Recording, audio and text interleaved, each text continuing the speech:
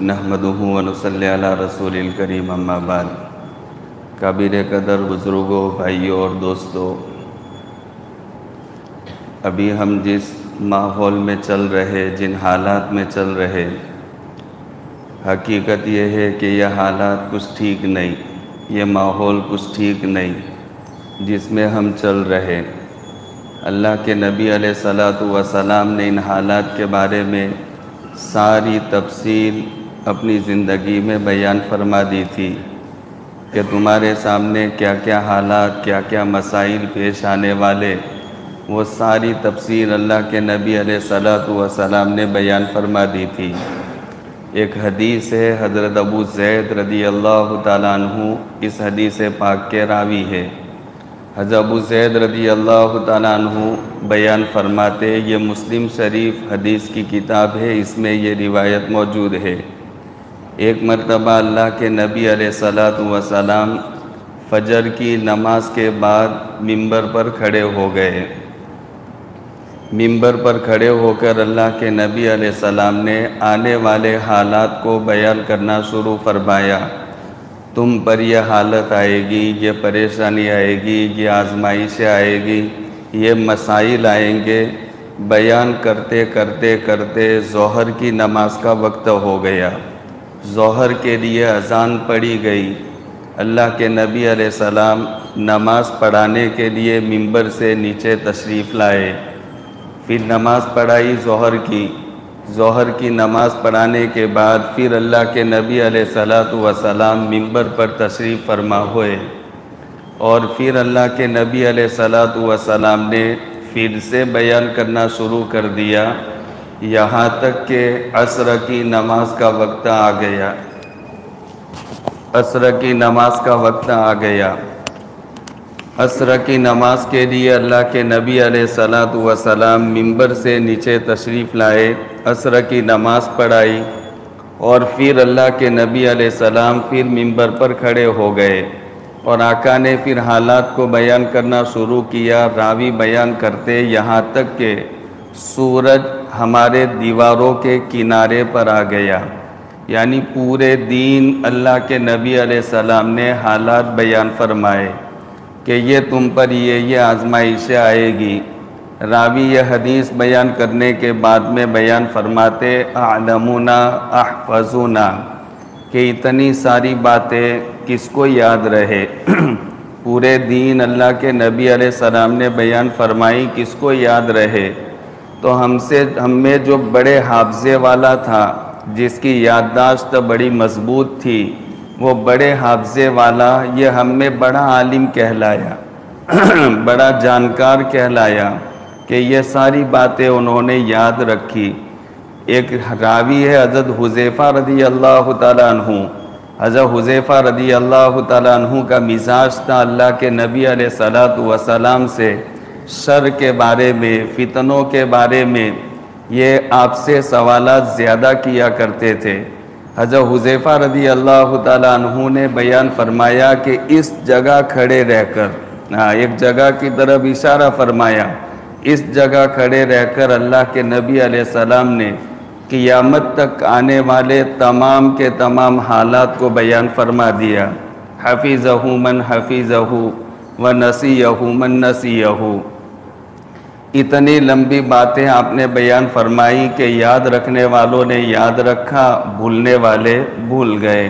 حضرت حذیفہ کہتے میں بھی بھولنے والوں میں سے ہوں، مجھے بھی وہ باتیں یاد نہیں رہی، لیکن میرے ساتھ خدا تعالیٰ کا اتنا کرم اور احسان ہے کہ اگر میں ان بیان کردہ واقعات میں سے کوئی واقعات دیکھ لیتا تو مجھے ایسا یاد آ جاتا ہے کہ آقا نے اس دن وہ واقعہ بیان کیا تھا جیسے کہ کوئی باپ کا بیٹا گم ہو جائے اور وہ بیٹا مہینوں کے بعد، سالوں کے بعد ملے، تو وہ باپ کبھی اپنے بیٹے کو بھولتا نہیں، جیسے بیٹے کو دیکھے گا فوراً وہ اپنے بیٹے کو یاد کر لے گا۔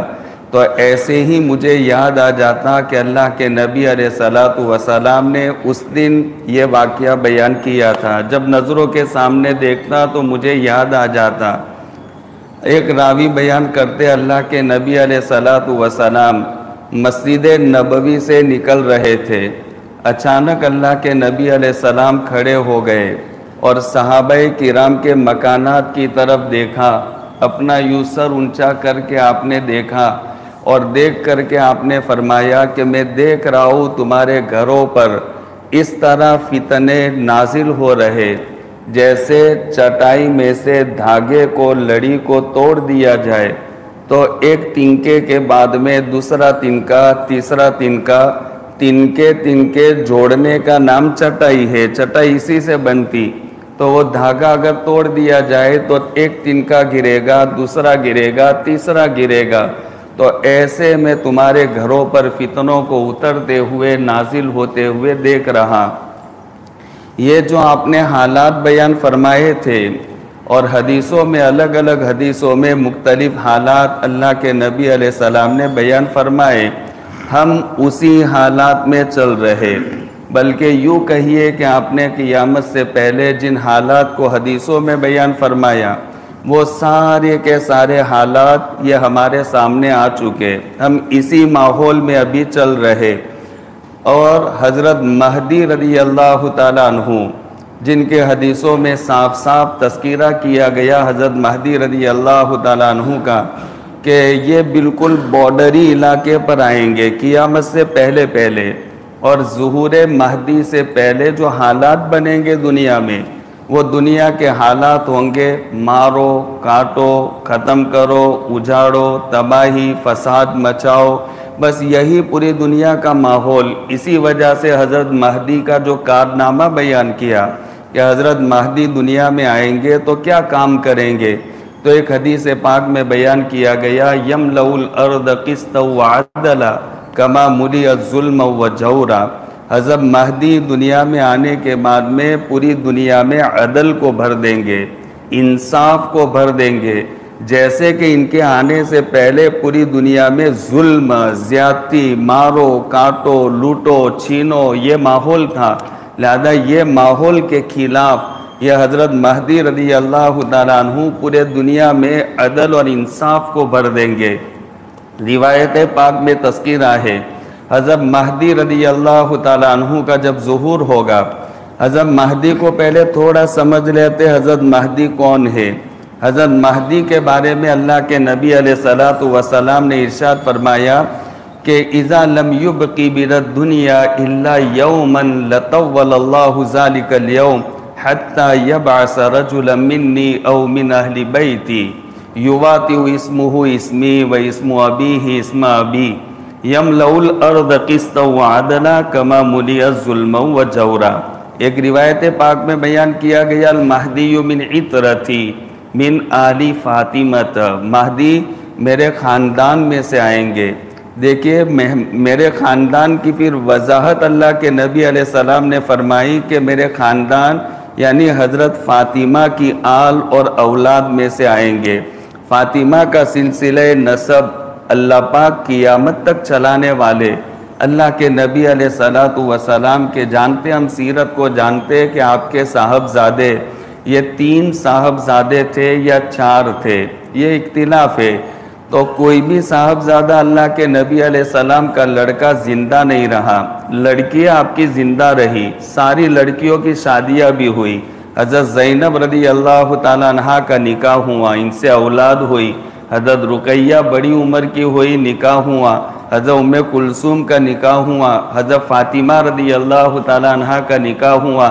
تو یہ چاروں کے چاروں صاحبزادیاں بڑی عمر کو پایا، لیکن جو آپ کے لڑکے اور صاحبزادے تھے وہ بہت چھوٹی عمر میں سارے کے سارے اللہ پاک نے اپنے پاس بلا لیے۔ جب اللہ کے نبی علیہ الصلوۃ والسلام کے آخری لڑکے کا انتقال ہو گیا تو پھر یہودیوں نے اور مکہ کے کافرین اور مشرکین جو دشمن تھے اسلام اور مسلمانوں کے، انہوں نے جشن منانا شروع کر دیا، خوشیاں منانا شروع کر دیا کہ اللہ کے نبی علیہ الصلوۃ والسلام کا مسئلہ زیادہ دنوں تک ہمیں جھیلنے کی ضرورت نہیں پڑے گی، یہ محمد جب تک ہے وہاں تک یہ مسئلہ ہے اور یہ چلا جائے گا، اس کے بعد ہمارے لیے کوئی مسئلہ نہیں۔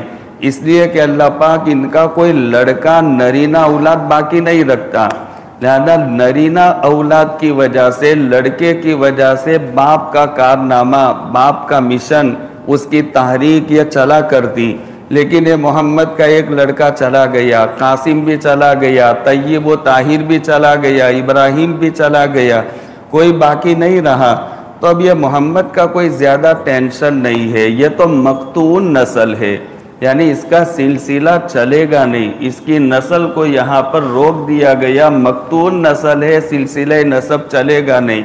یہ جب تانے دینے شروع کر دیے تو پھر اللہ پاک نے اللہ کے نبی علیہ الصلوۃ والسلام کی تسلی کے لیے قرآن کریم میں سورت کو نازل کیا، انا اعطیناک الکوثر۔ اس میں آگے اللہ پاک نے یہ بیان فرمایا، ان شانئک هو الابتر۔ نبی جی آپ تو مقتول نسل نہیں، آپ کا سلسلہ نسب ہم قیامت تک چلائیں گے، آپ کا نام چلتا رہے گا، لیکن مقتول نسل یہ تو آپ کا دشمن ہے۔ ابو جہل کا سلسلہ نسب بتاؤ، کوئی ہے ابو جہل کی پیڑھی میں تو بتاؤ، ابو لہب کا سلسلہ نسب چلا ہو تو بتاؤ، جو دشمن کے اسلام دشمن تھے اسلام کے، ان کا سلسلہ نسب نہیں چلا، تو قرآن نے کہا کہ مقتون نسل سلسلہ نسب یہ تو آپ کے دشمنوں کا ختم ہو جائے گا، آپ کا سلسلہ نسب ہم چلائیں گے قیامت تک۔ اور نسب کسی کا چلانا ہو تو لڑکے کا ہونا ضروری نہیں، ہم کبھی اس کا سلسلہ نسب لڑکیوں سے بھی چلاتے۔ چنانچہ یہی بات اللہ کے نبی علیہ السلام نے بیان فرمائی، المہدی من عطرتی، مہدی میرے خاندان میں سے ہوگا، اے من آل فاطمہ، یعنی فاطمہ کی نسل میں سے ہوگا۔ حضرت مہدی رضی اللہ تعالیٰ عنہ کے باپ کا سلسلہ نسب یہ حضرت حسن بن علی تک پہنچے گا، وہ حسنی ہوں گے باپ کی طرف سے، اور ماں کا سلسلہ نسب ان کا پہنچے گا حضرت حسین بن علی رضی اللہ تعالیٰ عنہما تک، تو وہ حسنی ہوں گے حسینی ہوں گے، باپ کی طرف سے حسنی اور ماں کی طرف سے حسینی۔ یواتیو اسمہ اسمی و اسم ابیہ اسم ابی، اور مہدی کا نام میرے نام جیسا ہوگا، یعنی مہدی کا نام محمد ہوگا۔ تو ہم مہدی ان کو کیوں کہتے ہیں مہدی؟ اللہ کے نبی علیہ الصلوۃ والسلام نے ایک روایت پاک میں ان کو یہ لقب دیا تھا، ہادیم مہدیہ، کہ یہ جو آخری زمانے میں امام خلیفہ راشد آئیں گے، اللہ کی طرف سے وہ رہنمائی کرنے والے، لوگوں کو صحیح راستہ بتانے والے، اور اللہ کی طرف سے ان کو راستہ بتلایا گیا ہوگا، وہ مہدی ہوں گے، اللہ کی طرف سے ان کو راستہ بتلایا گیا ہوگا۔ تو ہادی مہدی ان کا لقب ہے، لیکن ان کا نام تو ہوگا محمد۔ یواتیو اسمہ اسمی، ان کا نام میرے نام جیسا یعنی محمد ہوگا۔ وَيُوَاتِعُ اسم ابیہ اسم ابی، اور ان کے باپ کا نام میرے باپ کے نام جیسا ہوگا، یعنی محمد بن عبداللہ۔ دیکھیے یہ بات میں نے بتائی، ابھی ایک فتنہ چل رہا ہے، اور بہت سارے دیہاتوں میں بھی وہ فتنہ ابھی گھستا جا رہا ہے۔ یہ شکیلیت کا یہ فتنہ چلا، اور یہ شکیلیت کے فتنے سے پہلے ایسے بہت سارے دنیا میں آ چکے جنہوں نے مہدی ہونے کا دعویٰ کیا۔ ایک مستقل فرقہ ہے، ان کے دیہاتوں میں ہم کو جانے کا اتفاق ہوا، ان لوگوں سے ہمارا مذاکرہ اور باتیں ہوئی۔ یہ پالنپور کے اطراف چڑوتر والے پٹری پر یہ مہدویہ فرقہ یہ لوگ بہت زیادہ ہے، لہذا ان کا ایسا کہنا کہ حضرت مہدی کا ظہور ہو گیا، اور حضرت مہدی کا ظہور ہو گیا تو دعا قبول نہیں ہوگی، دعا کا دروازہ بند، یہ بہت بڑا مغالطہ ہے۔ جب حضرت مہدی رضی اللہ تعالیٰ عنہ کا ظہور ہوگا، وہی وقت ہوگا اللہ سے دعا کرنے کا، اپنی اصلاح کرنے کا، اپنی آخرت بنانے کا، اللہ کے سامنے بندگی کرنے کا، اس لیے کہ حضرت مہدی رضی اللہ تعالیٰ عنہ جب آئیں گے تو اس وقت دنیا کی طرف لوگوں کا دھیان کم ہوگا، بلکہ لوگ آخرت کی طرف، اللہ کی طرف رجوع، انابت، یہ معاملہ ان کا زیادہ ہوگا۔ ایسے بہت سو نے یہ دعویٰ کیا کہ میں مہدی ہوں، لیکن ایک بات یاد رکھیے، حضرت مہدی کے بارے میں حدیث پاک میں اللہ کے نبی علیہ السلام نے فرمایا، یصلح اللہ فی لیلۃ، مہدی ابھی آ گئے، پیدا ہو گئے، وہ دنیا میں نازل نہیں ہوں گے آسمان سے، جیسے ہم تم پیدا ہوتے اسی طرح حضرت مہدی ایک ماں اور ایک باپ سے پیدا ہوں گے، ان کا ایک خاندان ہوگا، اقربا، رشتہ داری، اور یہ ہمارے درمیان میں رہتے ہوں گے۔ وہ مہدی کو پتہ نہیں ہے کہ میں مہدی ہوں، ان کو پتہ نہیں۔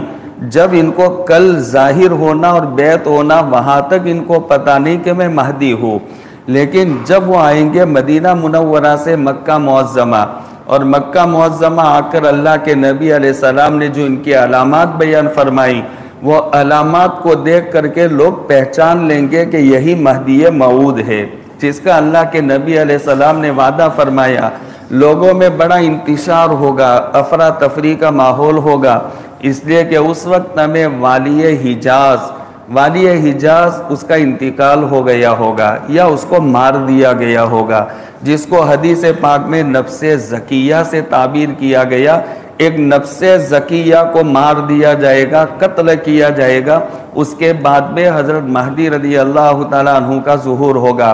لوگوں میں بہت افراتفری، جیسے آج جہاں کہیں بھی جاؤ تو لوگ یہی سوال کرتے ہیں مہدی مہدی مہدی مہدی، لیکن لا یبعث المہدی وحتی یقول الناس لا مہدی، لا یبعث المہدی وحتی یقول الناس لا مہدی، یعنی ایسا ماحول بنے گا، ایسے حالات بنیں گے کہ مہدی آئیں گے نہیں جب تک کہ لوگوں کے زبان پر یہ جملے شروع نہ ہو جائے کہ یار اب تو مہدی کیا آئیں گے، آنا ہوتا تو آ جاتے، اب تو مہدی وادی کچھ آنے والے نہیں۔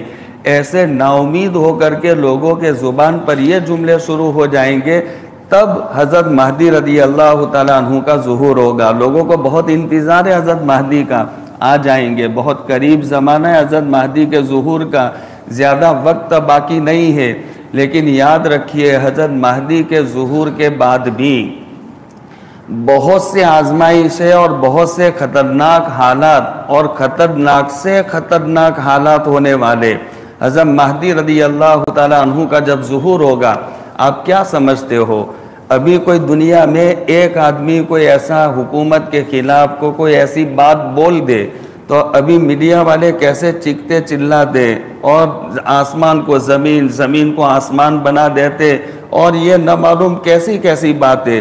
حضرت مہدی رضی اللہ تعالیٰ عنہ کا ظہور ہوگا تو یہ لوگ ایسے ہی بیٹھے رہیں گے، ارے پوری دنیا کی میڈیا یہ چیخ پڑے گی ایک بہت بڑا اسلامی آتنکوادی آ گیا، اس کا یہ دعویٰ، اس کا وہ دعویٰ، اور یہی نظام چلتا ہوگا، یہی ایٹمی طاقتیں چلتی ہوگی، یہی ریولور کا زمانہ ہوگا، یہی بموں کا زمانہ ہوگا۔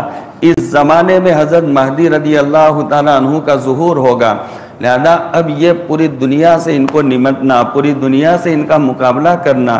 حضرت مہدی جیسے ظاہر ہوں گے تو ظاہر ہونے کے بعد میں 5 سال تک تو کہاں پر ہے کسی کو پتہ نہیں ہوگا، 5 سال تک روپوش ہو جائیں گے، کسی کو پتہ نہیں ہوگا کہ حضرت مہدی کہاں ہے، اس لیے کہ ان کو اتنی بڑی تیاری کرنی اور پوری دنیا سے ان کو نمٹنا تو کوئی آسان کام نہیں ہے۔ اور پھر اس کے بعد 6 سال حضرت مہدی رضی اللہ تعالیٰ عنہ مکمل پوری دنیا میں اپنی تیاری مکمل کر لیں گے۔ اس کے بعد میں پھر لوگوں کو پتہ چلے گا کہ مہدی نکل رہے، اور کارنامے جن مقصد کے لیے اللہ پاک نے ان کو خلیفہ بنایا، وہ مقصد، وہ مشن کے لیے وہ آگے بڑھنا انہوں نے شروع کیا۔ 6 سال میں وہ نکلیں گے، اور 6 سال میں جو ان کے کام ہوں گے، اس میں 1/3 مسلمانوں کا مجمع یہ تو ہمارے ہاتھ سے نکل جائے گا۔ حالات ایسے کٹھن سے کٹھن بنیں گے کہ 1/3 مسلمانوں کا مجمع یہ مرتد بن جائے گا، غیروں کے ساتھ مل جائے گا۔ ابھی جو ظہور مہدی کا جو ماحول بنا ہوا، اس سے پہلے ہم کیا میڈیا میں نہیں دیکھتے، اخباروں میں روزانہ کہ ایک جماعت نکلتی ایسی حلیے کے ساتھ میں، یہی داڑھی اور یہی کرتا اور یہی قمیص اور پائجامہ والے، اور یہ نعرے لگا کر کے وہ غیروں کے ساتھ میں ملتے جا رہے۔ کئی دنوں سے سلسلہ چل رہا، کئی دنوں سے بڑے بڑے علماء بھی ان کے ساتھ میں شامل ہو رہے۔ ابھی ان کے ہاتھ پر ایک عالم صاحب کا یہ مطالعے کے بعد، ریسرچ کے بعد انہوں نے یہ اعلان کیا، بہت مایہ ناز عالم ہے ہمارے ملک کے، بلکہ پورے یوں کہیے انٹرنیشنل ایک شخصیت ہے۔ انہوں نے کہا 400 بڑے بڑے جید علماء جو دارالعلوم دیوبند کے فارغ ہے، ندوۃ العلماء لکھنؤ کے فارغ ہے، مظاہر العلوم سہارنپور کے فارغ ہے، وہ آج ان کے ہاتھوں پر بکے ہوئے اور ان کی آفیسوں میں کام کر رہے۔ یہ ڈیبیٹ میں آتے ہیں لوگ جاہل، جن کو پیشاب پاخانہ استنجا کرنے کا طریقہ معلوم نہیں، اور وہ کہتے ہیں کہ قرآن کی فلانی صورت میں یہ ہے، اس میں حجاب کے بارے میں قرآن میں کہیں نہیں کہا گیا، اور حدیثوں میں اس کا کوئی تذکرہ نہیں۔ کہاں سے باتیں لاتے یہ پڑھے لکھے نہیں، کہاں سے باتیں لاتے؟ تو ایسے جید علماء، ان کو لاکھوں روپے تنخواہ اور معاوضہ دیا جاتا، تو ایسے علماء یہ بھی ہمارے ہاتھ سے نکلے جا رہے ہیں۔ لہذا یہ ظہور مہدی کے وقت ہمیں ایسا ماحول بنے گا کہ 1/3 مجمع، جتنا پوری دنیا میں مسلمانوں کا مجمع ہوگا، ان میں سے 1/3 مجمع یہ تو غیروں کے ساتھ مل جائے گا، ہمارے بس کی بات نہیں۔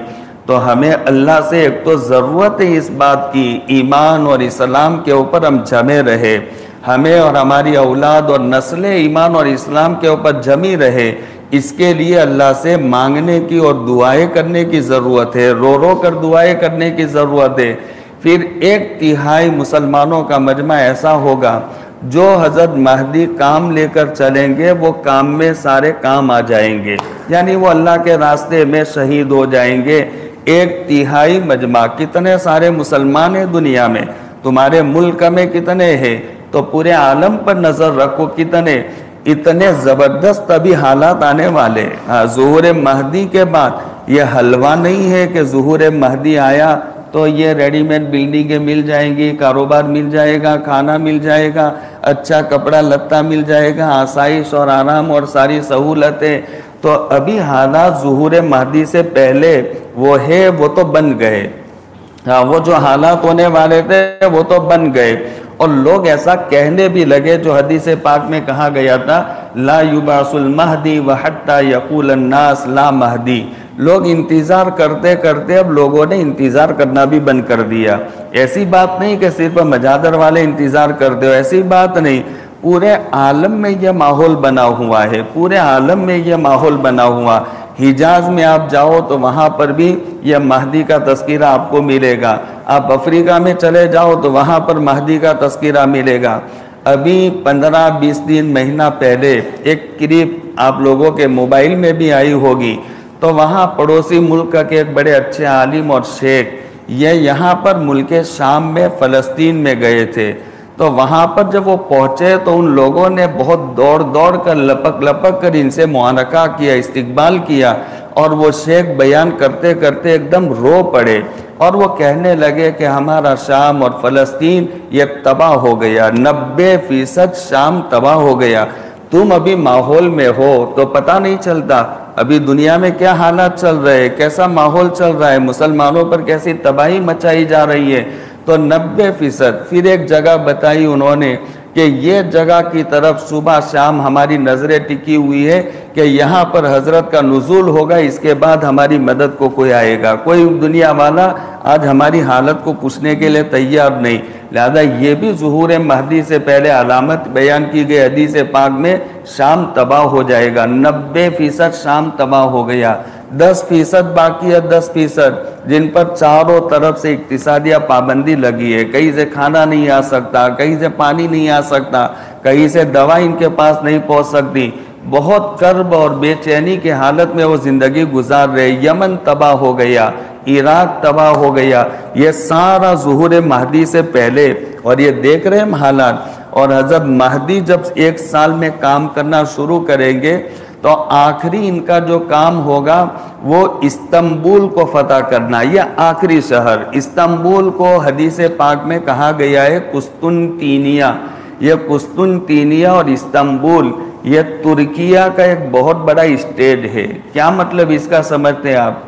اس کا مطلب یہ ہے کہ آج دنیا میں ہم سب کی نظریں جمی ہوئی ہے وہ ترکیہ پر، کہ بہت مضبوط ملک ہے، اسلام کی حمایت والا، لیکن اس کے بھی ٹکڑے ہونے والے۔ یہ مطلب ہوا یہ ٹکڑے ہوں گے جبھی تو استنبول اس کے ہاتھ سے نکلے گا، اور اس کے ہاتھ سے نکلے گا حضرت مہدی رضی اللہ تعالیٰ عنہ، پھر اس کو اپنے قبضے میں اور اپنے کنٹرول میں لیں گے، یہ آخری ملک ہوگا۔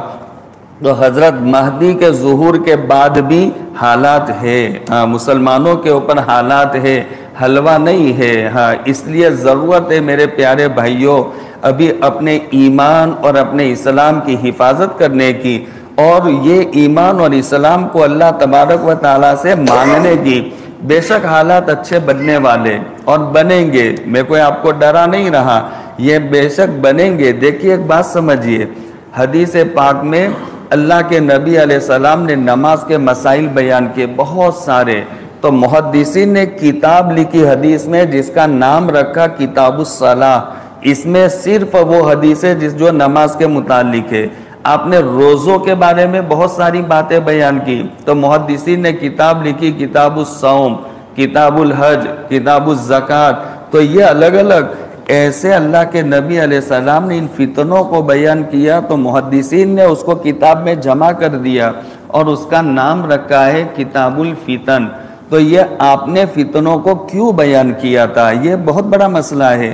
آپ نے ان حالات کو کیوں بیان کیا تھا؟ ان فتنوں کا تذکرہ کیوں کیا تھا؟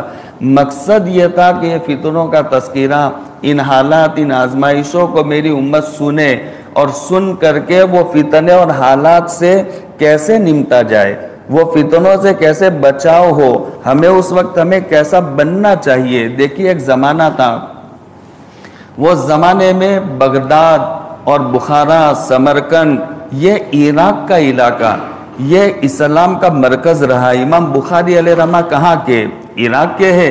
اور امام ابو حنیفہ علیہ رحمہ کہاں کے؟ یہ بڑے بڑے فقیہ اور بڑے بڑے محدثین، یہ سارے کے سارے وہاں سے پیدا ہوئے۔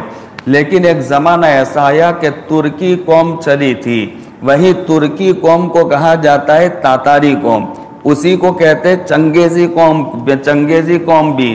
تو یہ تاتاری قوم جب چلی تھی وہاں سے بغداد کو بالکل تہس نہس کرنے کے لیے، اس وقت میں دو بہت بڑے اللہ والے صاحب کشف و کرامت بزرگ تھے عراق میں، ان کو کشف ہو گیا۔ کشف کا مطلب ہوتا ہے کہ کیا ہونے والا اللہ پاک نے کھول کر ان کے سامنے بتا دیا کہ عراق میں کیا تباہی مچائی جائے گی، کیا ہونے والا۔ لہذا یہ جب ان کے سامنے سارا آ گیا تو وہ راتوں رات اللہ کے سامنے مصلی بچھا کر اللہ کو منانا شروع کر دیا، اور اللہ کو اتنا منا لیا کہ اللہ پاک نے ان کی بات کو سن لیا، اور پھر اللہ پاک نے ان کی بات سن کر کے وہ تاتاری قوم کے دلوں کو اللہ پاک نے ایسا بنایا، انہوں نے بغداد اور عراق کا جو رخ کیا تھا وہ بدل دیا اور وہ واپس چلے گئے، اور پھر بغداد تباہی سے بچ گیا۔ 1 سال تک ایسا سلسلہ رہا۔ 1 سال کے بعد میں وہ تاتاری قوم پھر چلی اور انہوں نے عراق کا رخ کیا، تو وہ دو اللہ والے تھے، ان کو پھر کشف ہوا اور ان کو پھر وہی سارے حالات بتائے گئے، تو پھر وہ پھر سے رات کو اللہ کے سامنے رونا دھونا، اللہ کو منانا شروع کر دیا۔ جب یہ کام انہوں نے شروع کیا تو اب اللہ کی طرف سے ان پر کوڑا برسنا شروع ہو گیا، اور کہاں اللہ کی طرف سے خبردار میرے فیصلے میں اگر رکاوٹ بنے تو اب میرا فیصلہ ہو چکا ہے، عراق تباہ کر دیا جائے گا۔ 1 سال چانس دیا گیا تمہارے کہنے کی وجہ سے، لیکن 1 سال چانس ملنے کے بعد بھی وہ عراقی لوگ، بغدادی لوگ، کوفہ والے، وہ ایسے کے ویسے رہے، انہوں نے اپنے آپ میں کوئی تبدیلی پیدا نہیں کی۔ اب ہمارا جو فیصلہ ہے وہ فیصلہ ہو کر رہے گا۔ تاریخ، اسلامی تاریخ جاننے والا یہاں مجمع بیٹھا ہے، وہ جانتے ہیں کہ جب وہ تاتاری قوم آئے تو عراق میں ایک مسلمان کو انہوں نے باقی نہیں چھوڑا تھا، اور سارے کے سارے مسلمان 1 کروڑ سے زیادہ مجمع یہ انہوں نے ختم کر دیا، ایک بھی مسلمان نہیں، اور ان کی نعشوں کو سب کو دجلہ ندی میں ڈال دیا جاتا تھا مار مار کر کے۔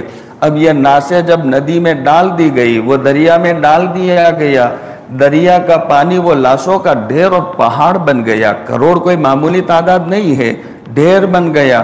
تو وہاں پانی جو چلتا تھا وہ پانی وہاں سے ٹکرا کر چلتا، تو آگے پانی لال پانی، یہ تاریخ میں لکھا ہے 1 مہینے سے زیادہ یہ لال پانی لوگوں کو نظر آتا تھا لاشوں سے ٹکرا کر۔ اور پھر جب پورا عراق انہوں نے تباہ کر دیا، اس کے بعد میں انہوں نے جو اسلام کا میں نے کہا مرکز تھا، اس میں بڑی بڑی کتابیں، اور وہ کتابیں آج کی طرح پریس والی کتابیں نہیں تھی، وہ قلم سے لکھا جاتا، لہذا وہ شاہی کتب خانے اور جو بڑے بڑے کتب خانے وہ ساری اسلامی خزانوں کو اور کتب خانوں کو انہوں نے لوٹ لیا اور لوٹ کر کے ساری کتابوں کو دجلہ میں ڈال دیا. وہاں پھر سے پہاڑ بن گیا اور وہاں سے پانی جو ٹکرا کر چلنے لگا تو وہ روشنائی جس سے لکھا تھا وہ اب دھلنا شروع ہو گیا. تو وہ دجلہ کا پانی ایک مہینے تک کالا چلتا رہا. یہ اللہ پاک نے ان پر تباہی مچائی جب اپنے کو بدلا نہیں. تو ابھی یہ کتاب الفتن جو محدثین نے لکھا ہے اس کو بیان کرنے کی ضرورت ہے، سمجھنے کی ضرورت ہے. کیوں؟ تاکہ ان حالات میں ہمیں کیسا بننا چاہیے، کیسا کرنا چاہیے. ہم کو انتظار ہے کہ بس حضرت مہدی آ جائیں گے اور پوری دنیا میں اسلامی حکومت ہو جائے گی، اس کا انتظار نہیں. بھائیو ایسی بات نہیں ہے. ابھی اپنے آپ کو ایمانی اعتبار سے، اسلامی اعتبار سے، اعمالی اعتبار سے، دینی اعتبار سے اپنے آپ کو بہت زیادہ مضبوط بنانے کی ضرورت ہے. تو حضرت مہدی تو اپنے وقت پر آئیں گے. علماء کا ایسا کہنا جو بڑے بڑے اس میں مطالعہ کرنے والے کہ حضرت مہدی کے ظہور کا زمانہ دور نہیں. کوئی کہتا ہے 2023 میں، کوئی کہتا ہے 24 میں، کوئی کہتا ہے 25 میں. ہم بھی جہاں تک مطالعہ کیے ہوئے ہیں کتاب الفتن کا، ہم نے پڑھایا ہے 7 سال تک کتاب الفتن کو اور بہت اچھے ہم نے اس کا مطالعہ کیا. وہ مطالعہ کی روشنی میں ہم بھی اتنا کہہ سکتے ہیں کہ اب دور نہیں ہے حضرت مہدی کا ظہور، دور نہیں. حالات کچھ ایسے بنے ہوئے یملأ الارض قسطا وعدلا کما ملئ ظلم و جورا، جیسے کہ زمین میں یہ پوری روئے زمین پر ظلم، زیادتی اور یہ عدل کے خلاف، انصاف کے خلاف جیسے ماحول بنا ہوا، حضرت مہدی آنے کے بعد میں اس کو بدل دیں گے پوری دنیا میں. لیکن ایک وقت لگے گا، ایک وقت لگے گا. ایسا ماحول یہاں تک بنائیں گے حضرت مہدی رضی اللہ تعالیٰ عنہ کہ روایت پاک میں تذکرہ ہے کہ ایک زعینہ اکیلی سفر کرنے والی عورت ملک شام سے اونٹ پر بیٹھ کر کے بیت اللہ شریف حج کے لیے وہ آئے گی. اکیلی ہوگی، جوان خوبصورت عورت، اور وہ اونٹ پر سوار ہو کر کے وہ آئے گی بیت اللہ شریف آ کر کے وہ طواف کرے گی، اپنا سارا کام کرے گی اور کام ارکان ادا کرنے کے بعد پھر ملک شام واپس جائے گی. اتنا لمبا سفر، 1500 کلومیٹر سے زیادہ کچھ سفر ہے. اتنا لمبا سفر کر کے وہ آئے گی، یہاں کام کرے گی، واپس جائے گی، لیکن کوئی اس کی طرف بری نظر اٹھانے والا نہیں ہوگا. ایسا امن، ایسا انصاف آج تو ہمارے گھروں میں ہماری بہویں اپنے خسر سے محفوظ نہیں. یہ میں نے ایسے جملہ نہیں کہا. ابھی یہ ہمارے یہاں پر بہت سارے ایسے مسائل بنتے حرمت مساہرت کے. لوگ معلوم نہیں حرمت مساہرت کا مسئلہ اور بہو کو بیٹی سمجھ کر دل میں ایسے خیالات، جوان خسر ہے. اور اگر ایسا مسئلہ ہو گیا تو زندگی بھر وہ اپنے بیٹے کے لیے اس کی بہو یہ ہمیشہ کے لیے حرام ہو جاتی ہے. یہ حرمت بہو یہ اپنے خسر سے محفوظ نہیں، محلے میں اپنی عورتیں محفوظ نہیں، بازاروں میں اپنی عورتیں محفوظ نہیں. یہ ماحول بنا ہوا، لیکن حضرت مہدی کے وقت میں پورا ماحول چینج ہو جائے گا اور عدل اور انصاف کا ماحول یہ حضرت مہدی رضی اللہ تعالیٰ عنہ کے ظہور کے بعد. لیکن حالات بڑے زبردست ہونے والے. اس لیے میرے بھائیوں دیکھیے ابھی رمضان کا مہینہ چل رہا، رمضان کا مہینہ ملا ہوا. رمضان کے مہینے میں جو دن باقی رہ گئے وہ دن کی ہم قدر کر لے اور قدر کر کے اللہ تبارک و تعالیٰ کو منا لے، اللہ کے سامنے مانگ لے، اللہ کے سامنے رو لے، اپنے لیے، اپنی اولاد کے لیے اور قیامت تک کے آنے والی نسلوں کے لیے ہم مانگ لے. اور کیا مانگیں گے اللہ تبارک و تعالیٰ سے؟ ایمان اور اسلام کی سلامتی کو مانگیں گے. ایمان اور اسلام کی سلامتی سب سے بڑی چیز یہ میں نے کہا 1/3 مسلمانوں کا مجمع چلا جائے، کہیں ایسا نہ ہو کہ وہ 1/3 مجمع میں ہمارا تمہارا نام ہو. لہذا ہم چلے جائیں گے. جو اللہ کے نبی علیہ الصلوۃ والسلام نے بیان فرمایا وہ زمانہ آنے والا ہے، یصبح مؤمنا ویمسی کافرا. صبح کرے گا آدمی ایمان کی حالت میں، لیکن شام ہوتے ہوتے وہ کافر ہو جائے گا. وہ ماحول کیا ہم نے ہمارے نظروں سے نہیں دیکھا؟ ہماری نظروں سے وہ ہم نے روزانہ دیکھا اور دیکھتے بھی ہیں، روزانہ دیکھتے. صبح کرتی ہے ایک ہماری بچی ہمارے گھر میں کلمے کے ساتھ، قرآن کی تلاوت کے ساتھ، اسلامی نام کے ساتھ، اور اپنے والدین اور اپنے بھائی بہنوں کی وہ خدمت کرنے کے ساتھ صبح کر دی، لیکن کورٹیں کھلنے کا وقت ہو 1:30-2 بجے اور خبر آتی کہ فلانی اتنی بچیاں انہوں نے دھرم پریورتن کر لیا، فلانوں کے ساتھ چلی گئی۔ آقا نے یہی تو بیان فرمایا ہے، یصبح مؤمنا ویمسی کافرا، صبح ایمان کی حالت میں اور شام ہوتے ہوتے وہ کافر ہو جائے گی۔ یہ بالکل بارڈری علاقے میں ہم چل رہے ہیں، اس لیے بہت چوکنا اور چوکسائی کے ساتھ میں ہمیں رہنے کی ضرورت ہے۔ اصل میں ایمان اور اسلام کی تیاری کرنے کی ضرورت ہے، ایمانی اعتبار سے بہت مضبوط بننے کی ضرورت ہے، ایمان ہمیں ایسا بنانے کی ضرورت ہے، دنیا کا کیسا بھی ماحول ہو جائے، کیسے بھی، جو حضرت معاذ بن جبل رضی اللہ تعالیٰ عنہ کو اللہ کے نبی علیہ السلام نے بیان فرمایا تھا، تیرے اوپر ایسے حالات آئے کہ تو قتلت حرقت، تجھے قتل کر دیا جائے، تیرے اوپر آرے چلائے جائے، تجھے آگ کی بٹی میں ڈال دیا جائے، جلا دیا جائے، لیکن تو یہ ایمان کو کبھی نہ چھوڑنا۔ لہذا یہ ایمان کو بنانے کی ضرورت ہے، ہمیں اللہ تبارک و تعالیٰ سے مانگ کر ایسے اعمال کرنے کی ضرورت ہے۔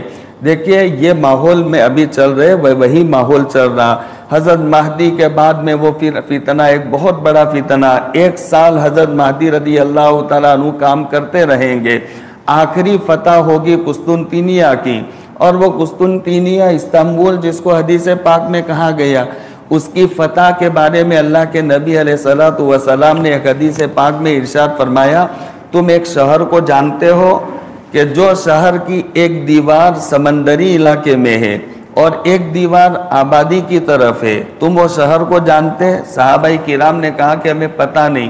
آپ نے پھر وہ پورا شہر کا نقشہ بتایا، وہی استنبول، وہی قسطنطنیہ، آپ نے فرمایا اسلامی دستے وہاں پر پہنچیں گے آخری زمانے میں، اور وہ شہر کو فتح کرنے کے لیے زیادہ مجاہدہ قربانی کرنے کی ضرورت نہیں، اسلامی دستے جب وہاں پر پہنچیں گے تو شہر کے کنارے پر کھڑے رہ کر زور سے نعرہ تکبیر کو بلند کریں گے، اللہ اکبر، تو وہ اللہ اکبر کے نعرے کی وجہ سے وہ دیوار گر جائے گی، جو دیوار وہ سمندری علاقے کے اوپر بنائی گئی دیوار، وہ دیوار گر جائے گی۔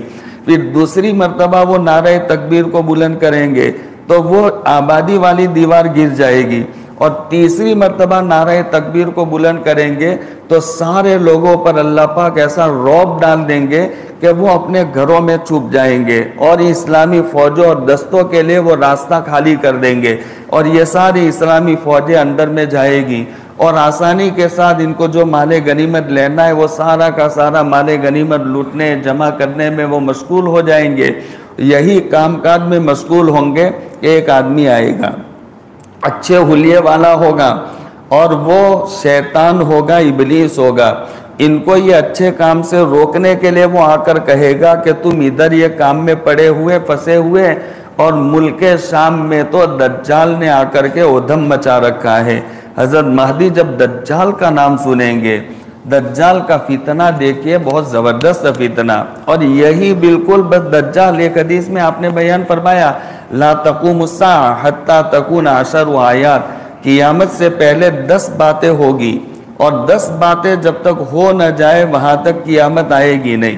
ان میں سے پہلی بات بیان فرمائی طلوع الشمس من مغربیہا، سورج اپنے چمکنے کی جگہ، مشرق کے بانے چمکنے کی جگہ، تو روزانہ سورج نکلا کرتا ہے مشرق چمکنے کی جگہ سے، لیکن ایک وقت آئے گا کہ سورج مغرب سے، جہاں ڈوبنے کی جگہ ہے وہاں سے سورج طلوع ہوگا، یہ جب تک ہوگا نہیں قیامت آئے گی نہیں۔ طلوع الشمس من مغربیہا وخروج الدجال والدابہ، اور دخان و یاجوج ماجوج، یہ 4 چیزیں آپ نے بیان فرمائی کہ ایک تو دجال نکلے گا نہیں وہاں تک قیامت آئے گی نہیں، اور جب دابہ نکلے گا نہیں، دابے کو جانتے ہو نا، وہ دابہ بھی بڑا عجیب و غریب دابہ، یہ اخیر زمانے میں بارڈری علاقے پر نکلنے والا ہے۔ صفا پہاڑی کے اندر ایک زلزلہ آئے گا، جو زلزلے کی وجہ سے وہاں سے ایک جانور نکلے گا، اور بہت عجیب و غریب قسم کا جانور، اتنا لمبا چوڑا اور تیز رفتار ہوگا کہ ہم کھلے میدان میں ہم بیٹھے ہو تو ہم جہاں تک دیکھ سکتے، ہماری نگاہ پہنچے تو کتنی دور ہماری نگاہ، شاید 1.5-2 کلومیٹر تک تو ہماری نگاہ پہنچ سکتی ہے۔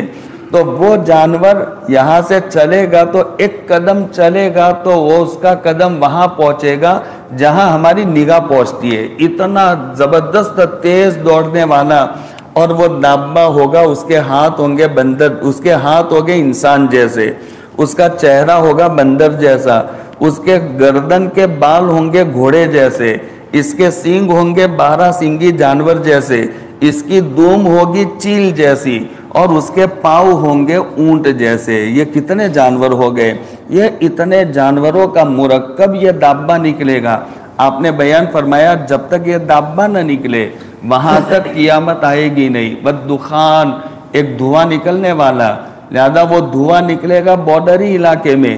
بعضوں نے دخان کے بارے میں یہ بھی کہا ہے کہ وہ دھواں نکل چکا، لیکن یہ حدیث میں جو علامتیں بیان کی ہے بالکل بارڈری علامتیں، اس کے ساتھ دخان کو بیان کیا ہے، اس کا مطلب وہ دھواں نکلنا باقی ہے، لہذا وہ دھواں نکلے گا اور پوری دنیا میں آہستہ آہستہ پھیل جائے گا، اور وہ دھوئے کی وجہ سے سارے کافرین ختم ہو جائیں گے۔ اب یہ اللہ پاک کا ایک عجیب سا جھاڑو آئے گا، لہذا وہ سب وہ دھوئے کی زد میں جو کافر مشرک آئیں گے سارے ختم۔ ایمان والوں کو وہ دھواں اتنا اثر کرے گا کہ جو ایمان دھوئے کے زد میں آئیں گے اس کو خالی نزلہ زکام جیسی کیفیت، کوئی ایمان والا مرے گا نہیں۔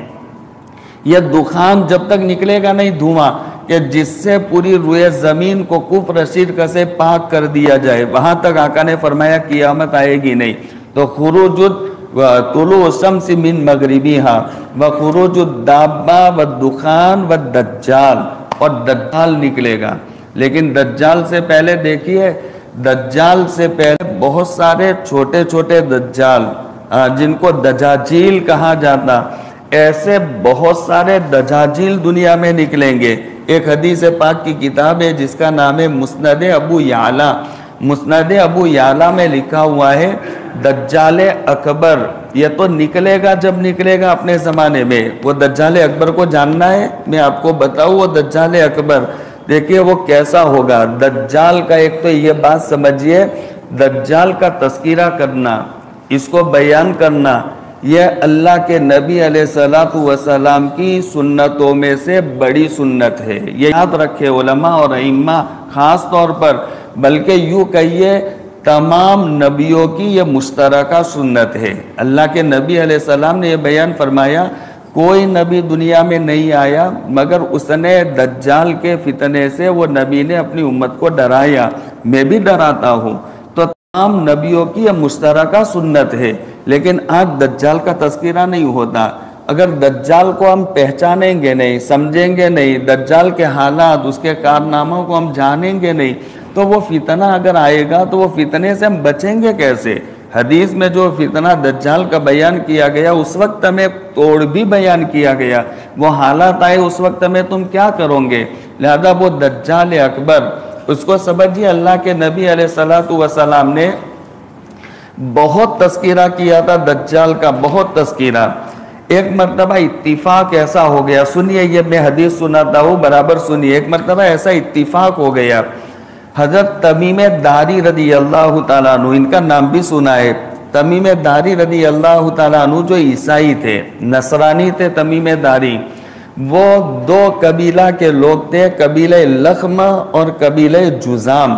قبیلہ لخم اور قبیلہ جزام کے لوگوں کا قافلہ تھا 30 لوگوں کا، اور وہ 30 لوگوں کا قافلہ سمندری سفر کے لیے روانہ ہوا۔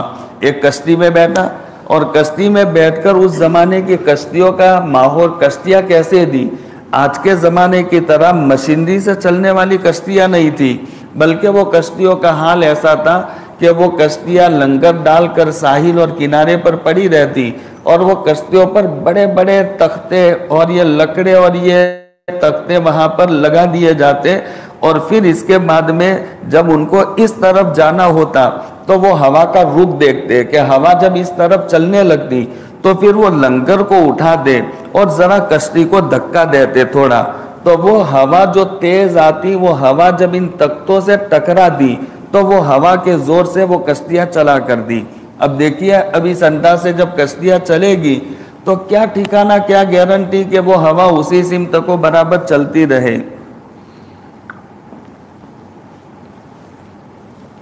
جس سمت کو جانا ہے وہ سمت کو ہوا چلتی رہے، وہ کیا گارنٹی۔ تمیم داری رضی اللہ تعالیٰ عنہ بیان فرماتے، قبیلہ لکم اور قبیلہ جزام کے 30 لوگ ہم کشتی میں بیٹھے، ہم کو جہاں جانا تھا وہاں کا رخ ہوا کا شروع ہو گیا، ہم نے لنگر کو کھینچ لیا، کشتی کو چلایا، ہماری کشتی چلی، لیکن تھوڑے چلنے کے بعد میں ہوا کا رخ بدل گیا۔ اب ہوا کا رخ بدل گیا تو ہماری کشتی سمندر میں برابر تھپیڑے کھانے لگی۔ 1 مہینے تک برابر سمندر میں ہم گشت اور طواف اور چکر لگاتے رہے۔ جو توشہ لے گیا تھا سارا توشہ ختم ہو گیا، اب پریشانی، اب کیا کرے۔ اب اتنے میں وہ کشتی ہماری ایک کنارے پر لگ گئی، تو ہم نے سوچا کہ بھئی اترو، جو بھی ایریا جو بھی کنارہ ہو ہم اتر جاتے، وہاں پر ہمارے لیے کوئی کھانا پانی ناشتے کا انتظام ہو جائے گا، ہم تو 1 مہینے سے یہاں سمندر میں پھنسے ہوئے۔ ہم اترے، جیسے ہم اترے تو ہمارے سامنے ایک بہت بڑا جانور آ گیا۔ وہ جانور ایک ایسا عجیب و غریب جانور تھا، بالوں میں ڈھپا ہوا کہ ہم کو اس کے آگا پیچھا کا پتہ نہیں چلتا تھا کہ اس کا سر کدھر ہے اور اس کا دم کدھر ہے۔ یہ آگا پیچھا کا مطلب حدیث کے الفاظ ہے، یہ ایسا پورا بالوں میں چھپا ہوا ڈھپا ہوا۔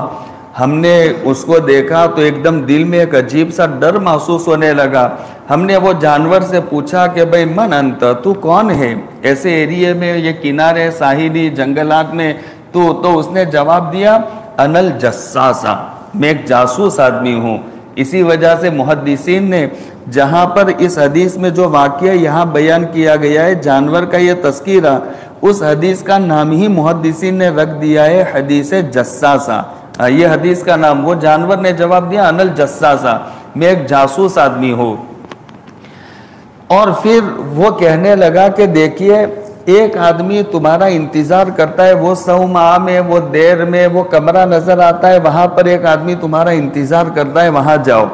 تو تمیم داری کہتے ہیں کہ ہم اس سے ڈرے کہ کہیں یہ شیطان نہ ہو، لہذا اس سے بچنے کے لیے ہم وہاں سے بھاگے کہ چلو وہ صومعہ میں کمرے میں جاتے، شاید ہمارے لیے کوئی راستہ نکل آئے۔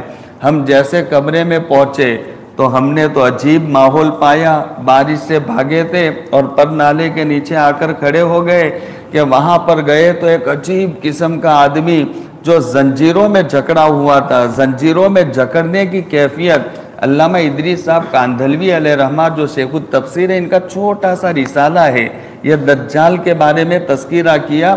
اس میں یہ تذکرہ کرتے ہوئے شیخ التفسیر نے لکھا حضرت سلیمان علیہ السلام نے وہ دجال کو بند کر دیا تھا، وہ جزیرہ میں جہاں پر بند کیا ہوگا، لہذا اس کو اس انداز سے باندھا تھا، زنجیر یہاں سے لی تھی اور یہاں سے لے کر یہاں پر چوکڑی، اور یہاں سے لے کر کے پھر اس کے گھٹنے، تو یہاں گردن سے زنجیر چلی، یہاں پھر یہاں پر یہ چوکڑی لگا کر پھر یہاں گھٹنے، تو یہ پورا کا پورا زنجیر میں گھٹنوں سے لے کر گردن تک وہ جکڑا ہوا تھا، اور اتنا بڑا تھا کہ ہم کو لگ رہا تھا آسمان زمین کے درمیان میں وہ لٹکا ہوا ہے۔ لہذا ایک ایسا آدمی بڑا ڈیل ڈولی والا، جسامت والا، اب اس کے سامنے ہم گئے تو اور زیادہ ڈر لگا، لیکن ہم ڈرے اس سے پہلے وہ بولا کہ جب تم لوگ مجھ تک پہنچ گئے ہو تو میں اپنا راز بتا دوں گا، تم بیٹھو اطمینان سے، لیکن میں تم سے کچھ سوال کرتا ہوں تو وہ سوالات کے جواب دو۔ دیکھیے وہ سوالات جو اس نے کیے تھے نا، وہ آدمی پہ کہہ دیتا ہوں وہ دجال تھا، اس کو میں آپ کو سمجھاتا ہوں، وہ دجال تھا، اور اس نے جو سوالات کیے وہ سوالات اس کے نکلنے کی علامات تھی، کہ یہ جو سوال اس نے پہلا سوال یہ کیا تھا کہ بحیرہ طبریہ کو جانتے ہو تم؟ تو کہا ہاں بحیرہ طبریہ، یہ فلسطین کے ایریے میں، ابھی یہ ایریا یہ بحیرہ طبریہ 15 میل کے گھیراؤ میں ہے، 30 کلومیٹر کے قریب یہ دریا ہے، بہت بڑا دریا، اور اس میں جب سے دنیا بنی یعنی لوگوں نے اس کو دیکھا تب سے وہ پانی سے بھرا ہوا دریا، اتنا دریا کیسے خشک ہو جائے، اتنا پانی بھرا ہوا، پھر بارش آئے گی تو پھر خالی ہوگا تو بھر جائے گا۔ تو اس نے سوال کیا کہ وہ بحیرہ طبریہ میں پانی ہے کہ نہیں ہے؟ تو کہا خوب پانی ہے۔ اور لوگ اس سے استعمال کرتے ہیں، کھیتی باڑیاں کرتے ہیں، سیراب کرتے ہیں، اپنے باغات کو خوب پانی ہے۔ تو اس نے کہا ایک وقت آئے گا کہ اس کا پانی خشک ہو جائے گا، یہ دجال کے نکلنے کی پہلی علامت۔ اب یہ بحیرہ طبریہ کو ہم سمجھتے ہیں، دیکھیے ابھی اس کا کیا حال ہے، تاکہ ہم سمجھیں کہ ہم کہاں تک پہنچے ہوئے۔ وہ بحیرہ طبریہ کا ابھی یہ حال ہے کہ جب سے وہ دریا ہے تب سے پانی سے لبالب وہ بھرا ہوا تھا، لیکن ابھی پچھلے چند سالوں سے اس میں پانی برابر کم ہوتا جا رہا ہے، سوکھتا جا رہا ہے، اور اتنا پانی کم ہوتا جا رہا ہے کہ اسرائیلی حکومت کو ٹینشن ہونے لگا کہ یہ پورا کا پورا دریا سوکھ جائے گا۔ تو اس نے بڑی بڑی 4 طرف پانی کی پائپ لائن جوڑی ہے، اور وہ پائپ لائن کے ذریعے سے اس میں 24 گھنٹہ پانی چھوڑا جا رہا ہے، لیکن 24 گھنٹہ پانی چھوڑنے کے باوجود بھی اس میں سے پانی ختم ہوتا جا رہا ہے، پانی اس میں سے کم ہوتا جا رہا ہے، سوکھتا جا رہا ہے۔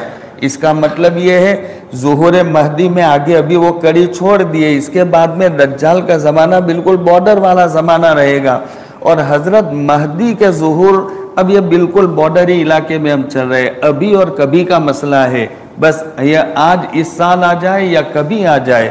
والی حجاز کا انتقال ہوگا۔ والی حجاز یہ ابھی تو کون ہے بھائی؟ شاہ سلمان ہے، اور ان کو ہم تو سمجھتے ہیں نفس زکیہ ہے، وہ بڑے نیک آدمی ہے، حافظ قرآن ہے۔ اس کا وہ ناخلف لڑکا ہے جس کا نام لینا بھی اچھا نہیں، وہ بڑا شیطان ہے، وہ یہودی نواز ہے، اس کو بن سلمان ہم کہتے ہیں، محمد نام لینا اس کے لیے بھی اچھا نہیں، وہ اتنا خطرناک آدمی بن سلمان، وہ بڑا نکمہ ہے۔ لیکن وہ سلمان یہ تو اپنے اعتبار سے بڑے اچھے ہیں، لیکن ان کو معطل کر دیا، ان کو کوئی کام کا اس نے رکھا نہیں ہے، اسی لیے وہ دعویٰ کرتا ہے کہ اب دنیا کی کوئی حکومت، کوئی طاقت یہ میرے والد کے بعد میری حکومت سنبھالنے کو کوئی چھین نہیں سکتا۔ اس نے پورا ڈاکیومنٹ تیار کر لیا۔ شاہ عبداللہ مر گیا تھا، خر رفتہ جہاں پاک، وہ بھی ایسا ہی تھا، شاہ عبداللہ وہ مر گیا، لہذا اس نے وہ مر گیا تو مرنے کے بعد 7 دنوں تک وہ پڑا رکھا تھا اس کو، 7 دنوں تک، لہذا وہ 7 دن جب وہ پڑا، اس کے بعد اس کی تدفین وجود میں آئی۔ یہ لوگ جو یہودی نواز ہوتے ہیں تو وہ مرنے کے بعد ڈکلیئر کرنے سے پہلے ان کو آگے کا جو فارمولہ تیار کرنا ہوتا ہے وہ پورا کا پورا فارمولہ تیار کر دیتے۔ ہم یہ جاگتے، ہم کیا ہے سونے والے، ہمیں کچھ پتہ نہیں، ہم کے گھر کا آنگن ہمیں نظر نہیں آتا، آنگن نظر آئے تو ہمیں راستہ نظر نہیں آتا، راستہ نظر آئے تو چوراہا نظر نہیں آتا، چوراہا نظر آئے تو ہمیں گاؤں کا کنارہ نظر نہیں آتا، بس اتنی ہماری محدود سوچ ہے۔ لیکن یہ لوگ اتنی زبردست تیاری میں آج پوری دنیا میں ایسے 1-2 نہیں، ایسے کئی سینٹر کھولے ہوئے، میری بات کو سمجھیے، کئی ایسے سینٹر کھولے ہوئے کہ وہاں پر آپ جائیں گے، وہ یہ اداروں میں وہاں پر جو کام کرنے والا یا عملہ کام کرتا، جو تیاری کرتا، تو وہ بالکل شہر سے باہر، شہر ختم ہو جائے گا، اس کے بعد آپ کو وہاں پر پہنچنا ہے تو آپ کی گاڑی چلتی رہے گی، بالکل جنگلات میں، وادی میں، گھاٹیوں میں، یہ وادی آپ کی گاڑی چلتی رہے گی، اور پھر کافی گھنٹے چلنے کے بعد میں کہیں دور دور آپ کو عمارت نظر آئے گی، ہاں وہاں پر کوئی عمارت نظر آ رہی، وہاں عمارت میں آپ پہنچیں گے تو آپ کی وزٹ ہونے کے بعد میں جب آپ کو اندر انٹری دی جائے گی تو آپ دیکھیں گے کہ ماشاءاللہ سب سنت کے مطابق طالب علم آپ کو نظر آئیں گے، سب کے سروں پر امامہ ہے، سب کا سنت کے مطابق ان کا پائجامہ ہے، ان کا کرتا ہے، کسی کے ہاتھ میں بخاری شریف ہے، کسی کے ہاتھ میں ترمذی شریف ہے، کوئی فقہ کی کتاب ہدایہ شریف پڑھتا ہے اور کوئی دوسری کتاب، اور جو بھی دیکھو وہ اپنے کام میں مست نظر آئیں گے، وہ آپ دیکھ کر کے خوش ہو جائیں گے کہ کیسے زبردست ہے یہاں ادارہ، ایسی علاقے میں جہاں دنیا سے ان کا کوئی رابطہ نہیں، کوئی کنیکٹ نہیں، کوئی ان کا کانٹیکٹ نہیں دنیا سے، اور وہ پوری سیاہ ستہ کو پی جاتے ہیں۔ ہدایہ شریف جیسی کتاب کے مسائل کو وہ ازبر کر لیتے، منہ پر کر لیتے وہ سارے مسائل کو، اور ایسی فقہ شافی کو پڑھ دے، فقہ حنبلی کو پڑھ دے، فقہ مالکی کو پڑھ دے، چاروں جو ائمہ بڑے بڑے ائمہ ہیں پوری دنیا میں، ان کے مسلک رائج ہے، وہ چاروں ائمہ کے مسلک اور ان کے مسائل کو وہ پی جاتے، اس کے حافظ بن جاتے۔ آپ دیکھ کر کے تو خوش ہو جائیں گے کہ یار کتنا زبردست یہ کام ہو رہا ہے، کئی بخاری شریف کا سبق، کئی بخاری شریف کو زبانی سنا جا رہا ہے، لیکن یہ سارے کام کرنے والے اور یہ پڑھنے والے یہودی ہوتے ہیں، یہ سارے پڑھنے والے، اور پھر ان کو ایسا تیار کرنے کے بعد میں ان کو مبعوث کیا جاتا ہے کہ جاؤ تم یہ عراق کے علاقے میں چلے جاؤ کام کرو، تم وہاں چلے جاؤ کام کرو۔ ابھی ایسا زبردست تعلیم جب آئے گا اور ان سے کوئی شافعی مسلک والا مسئلہ پوچھے تو فر سے جواب دے گا، حنفی والا پوچھے جواب دے دے گا، بڑی بڑی حدیث پر وہ باتیں کرے گا، قرآن کی تفسیر کیا ہوا ہے وہ باتیں کرے گا، تو مجمع ان کے ساتھ جڑ جائے گا، اور پھر جو ان کو اندر میں کام کرنا ہوگا وہ برابر کام کرتے رہیں گے۔ تو یہ برابر سے یہ ہمارا دشمن یہ تو بڑا شاطر ہے، بڑا چالاک ہے، اور وہ چین سے بیٹھتا نہیں، برابر وہ اپنے کام میں اپنے مشن میں برابر لگا ہوا۔ تو میں کہہ رہا تھا وہ عبداللہ یہ جب تھا تو ایک فارمولہ اللہ پاک نے بچا لیا، اس کے زمانے میں حرم شریف کے 3 حصے ہونے کا فارمولہ اور نقشہ تیار ہو گیا تھا، یہ حصہ یہ رکھیں گے، یہ حصہ وہ رکھیں گے، یہ حصہ وہ رکھیں گے، لیکن یہ تو اللہ کو منظور نہیں تھا تو اس کو اچانک سے لے لیا، دنیا سے ختم کر دیا۔ لہذا اس کے بعد میں اب یہ بنے شاہ سلمان جو نفس زکیہ ہے، لہذا ان کی وفات کے بعد میں بہت حجاز میں میری نظر میں بہت زیادہ افراتفری، جو حدیث پاک میں کہا گیا کہ وہ والی حجاز کے مرنے کے بعد میں قبائل آپس میں بھڑک اٹھیں گے۔ وہ قبائل بھڑکنے کا مطلب کیا ہے؟ قبائل کا مطلب مجادر والے لڑیں گے نہیں، یہاں دوسرے ملک والے نہیں، بلکہ وہ حجاز کے جو قبیلے، وہ قبیلے آپس میں لڑیں گے۔ کیوں لڑیں گے؟ میں اس کا فلسفہ بتاتا ہوں آپ کو۔ اصل میں یہ آل سعود نے یہ کام کیا تھا۔ آل سعود اپنی حکومت کو ٹکانے کے لیے، اپنی حکومت کو برقرار رکھنے کے لیے انہوں نے یہ فارمولہ رچا ہے کہ انہوں نے اپنے خاندان کی لڑکیوں کو تمام خاندان میں بکھیر دیے، سب خاندانوں میں، اور سب خاندان سے انہوں نے لڑکیاں بھی لی ہے، سب خاندان سے، اور مقصد ان کا یہ تھا کہ ہمارا خاندان حجاز کے تمام خاندانوں سے جڑا رہے تاکہ سب ہم کو ساتھ دے، اور یہی چیز ان کی حکومت کے ختم کرنے کا یہ سبب بنے گی۔ یہ آخری خلیفہ ہے، زیادہ یہ ختم ہو جائیں گے، اس کے بعد میں یہ ان کی کڑی والے لائن والا کوئی باقی نہیں رہتا۔ اب بھتیجوں کا مسئلہ اور بھانجوں کا مسئلہ کھڑا ہو جاتا شاہ سلمان کے جانے کے بعد۔ اب یہ سارے خاندانوں میں ان کے بھتیجے بھی ہیں، ان کے بھانجے بھی ہیں، نواسے بھی ہیں اور پوتے بھی ہیں۔ اب یہ جیسے وہ سلمان جائیں گے، اس کے بعد میں ہر قبیلہ یہ دعویٰ کرے گا کہ ہمارے قبیلے کا اب ہونا چاہیے، ہمارے قبیلے کا ہونا چاہیے، ہمارے قٹم کا ایک آدمی کمیٹی میں ہونا چاہیے، یہ نعرہ ہوتا ہے ہر گاؤں میں۔ لہذا یہ بھی مستقل ایک فتنہ ہوتا ہے کہ ہماری کمیٹی کا قٹم کا ہونا چاہیے۔ صلاحیت کو دیکھا نہیں جاتا، لہذا یہاں پر بھی یہی بات ہوگی کہ ہر قبیلہ والا اٹھے گا کہ بھئی ہمارا اب یہ حق ہے، یہ بھی ہمارا، یہ آل سعود کا نواسہ ہے، اس کو دینا چاہیے۔ اب وہاں پر جب یہ حکومت کے لیے، خلافت کے لیے، تخت کے لیے جب آپس میں قبیلے اٹھیں گے تو کیا ہوگا؟ کچھ تو خون کا مسئلہ ہوگا، لہذا آپس میں لڑنے جھگڑنے کا، تو وہ قبیلے آپس میں ٹکرائیں گے۔ لیکن اس وقت میں جو یہاں سے واردین ساردین کا مجمع ہوگا، جو حج کے لیے عمرہ کے لیے گئے ہوں گے، ان کو کوئی آنچ نہیں آئے گی، طواف بھی برابر چلے گا، مینا کا رکنا بھی چلے گا، مزدلفہ میں ٹھہرنا، عرفات میں جانا، وہ سارا سلسلہ برابر چلتا رہے، ان سے کوئی مطلب ہی نہیں ہے۔ لہذا وہ وادی حجاز کے بعد میں یہ قبائل آپس میں بھڑکیں گے اور زبردست انتشار ہوگا۔ اس وقت میں لوگوں کو سمجھ میں نہیں آئے گا کہ اب کیا کرے، کس کو خلیفہ متعین کیا جائے۔ لہذا اب یہ لوگ تلاش کرنا شروع کریں گے کہ کوئی خلیفے کا حقدار ہو، لہذا اس کو ہم یہ جگہ دے دے۔ اتنے میں حضرت مہدی رضی اللہ تعالیٰ عنہ کو لوگ پہچان لیں گے، ان کو پکڑ لیں گے، لیکن وہ چھپ جائیں گے۔ جس رات وہ چھپیں گے تو ان کو چھپیں گے کیوں؟ اس لیے کہ اتنی بڑی ذمہ داری لینے سے وہ گھبراتے ہوں گے کہ اتنی بڑی ذمہ داری میں کیسے لوں، اس لیے کہ ان کو پتہ نہیں کہ میں مہدی ہوں۔ لیکن جس رات چھپیں گے، یصلح اللہ فی لیلۃ، اسی رات اللہ پاک ان کے دل میں یہ شرع صدر پیدا کرے گا، ارے کب تک چھپو گے، تم ہی مہدی موعود ہو اور تم کو اللہ پاک مدد کرے گا، آؤ اور امت کی رہبری کرو۔ لہذا پھر وہ صبح میں آئیں گے اور آنے کے بعد میں پھر وہ لوگوں سے بیعت کریں گے، 315 جو بدری صحابہ تھے یا 313، یہ دو قول ہے، لہذا وہ بدری صحابہ کے تعداد کے برابر مجمع یہ ان کے ہاتھ پر بیعت کرے گا۔ بہرحال تو یہ میں کہہ رہا تھا، وہ تمیم داری وہاں دجال کے سامنے پہنچے تو پھر اس نے بحیرہ تبریہ کے بارے میں پوچھا، تو وہ آپ نے سبق لیا بحیرہ تبریہ کا بھی کیا حال ہے، پانی بالکل ختم ہوتا جا رہا ہے، وہ بالکل علامت، تو وہ حضرت مہدی کے بعد میں سیدھا سلسلہ آنے والا ہے دجال کا، یہ علامت بھی اس کی بالکل پوری ہو گئی، یوں سمجھیے اس کے نکلنے کی۔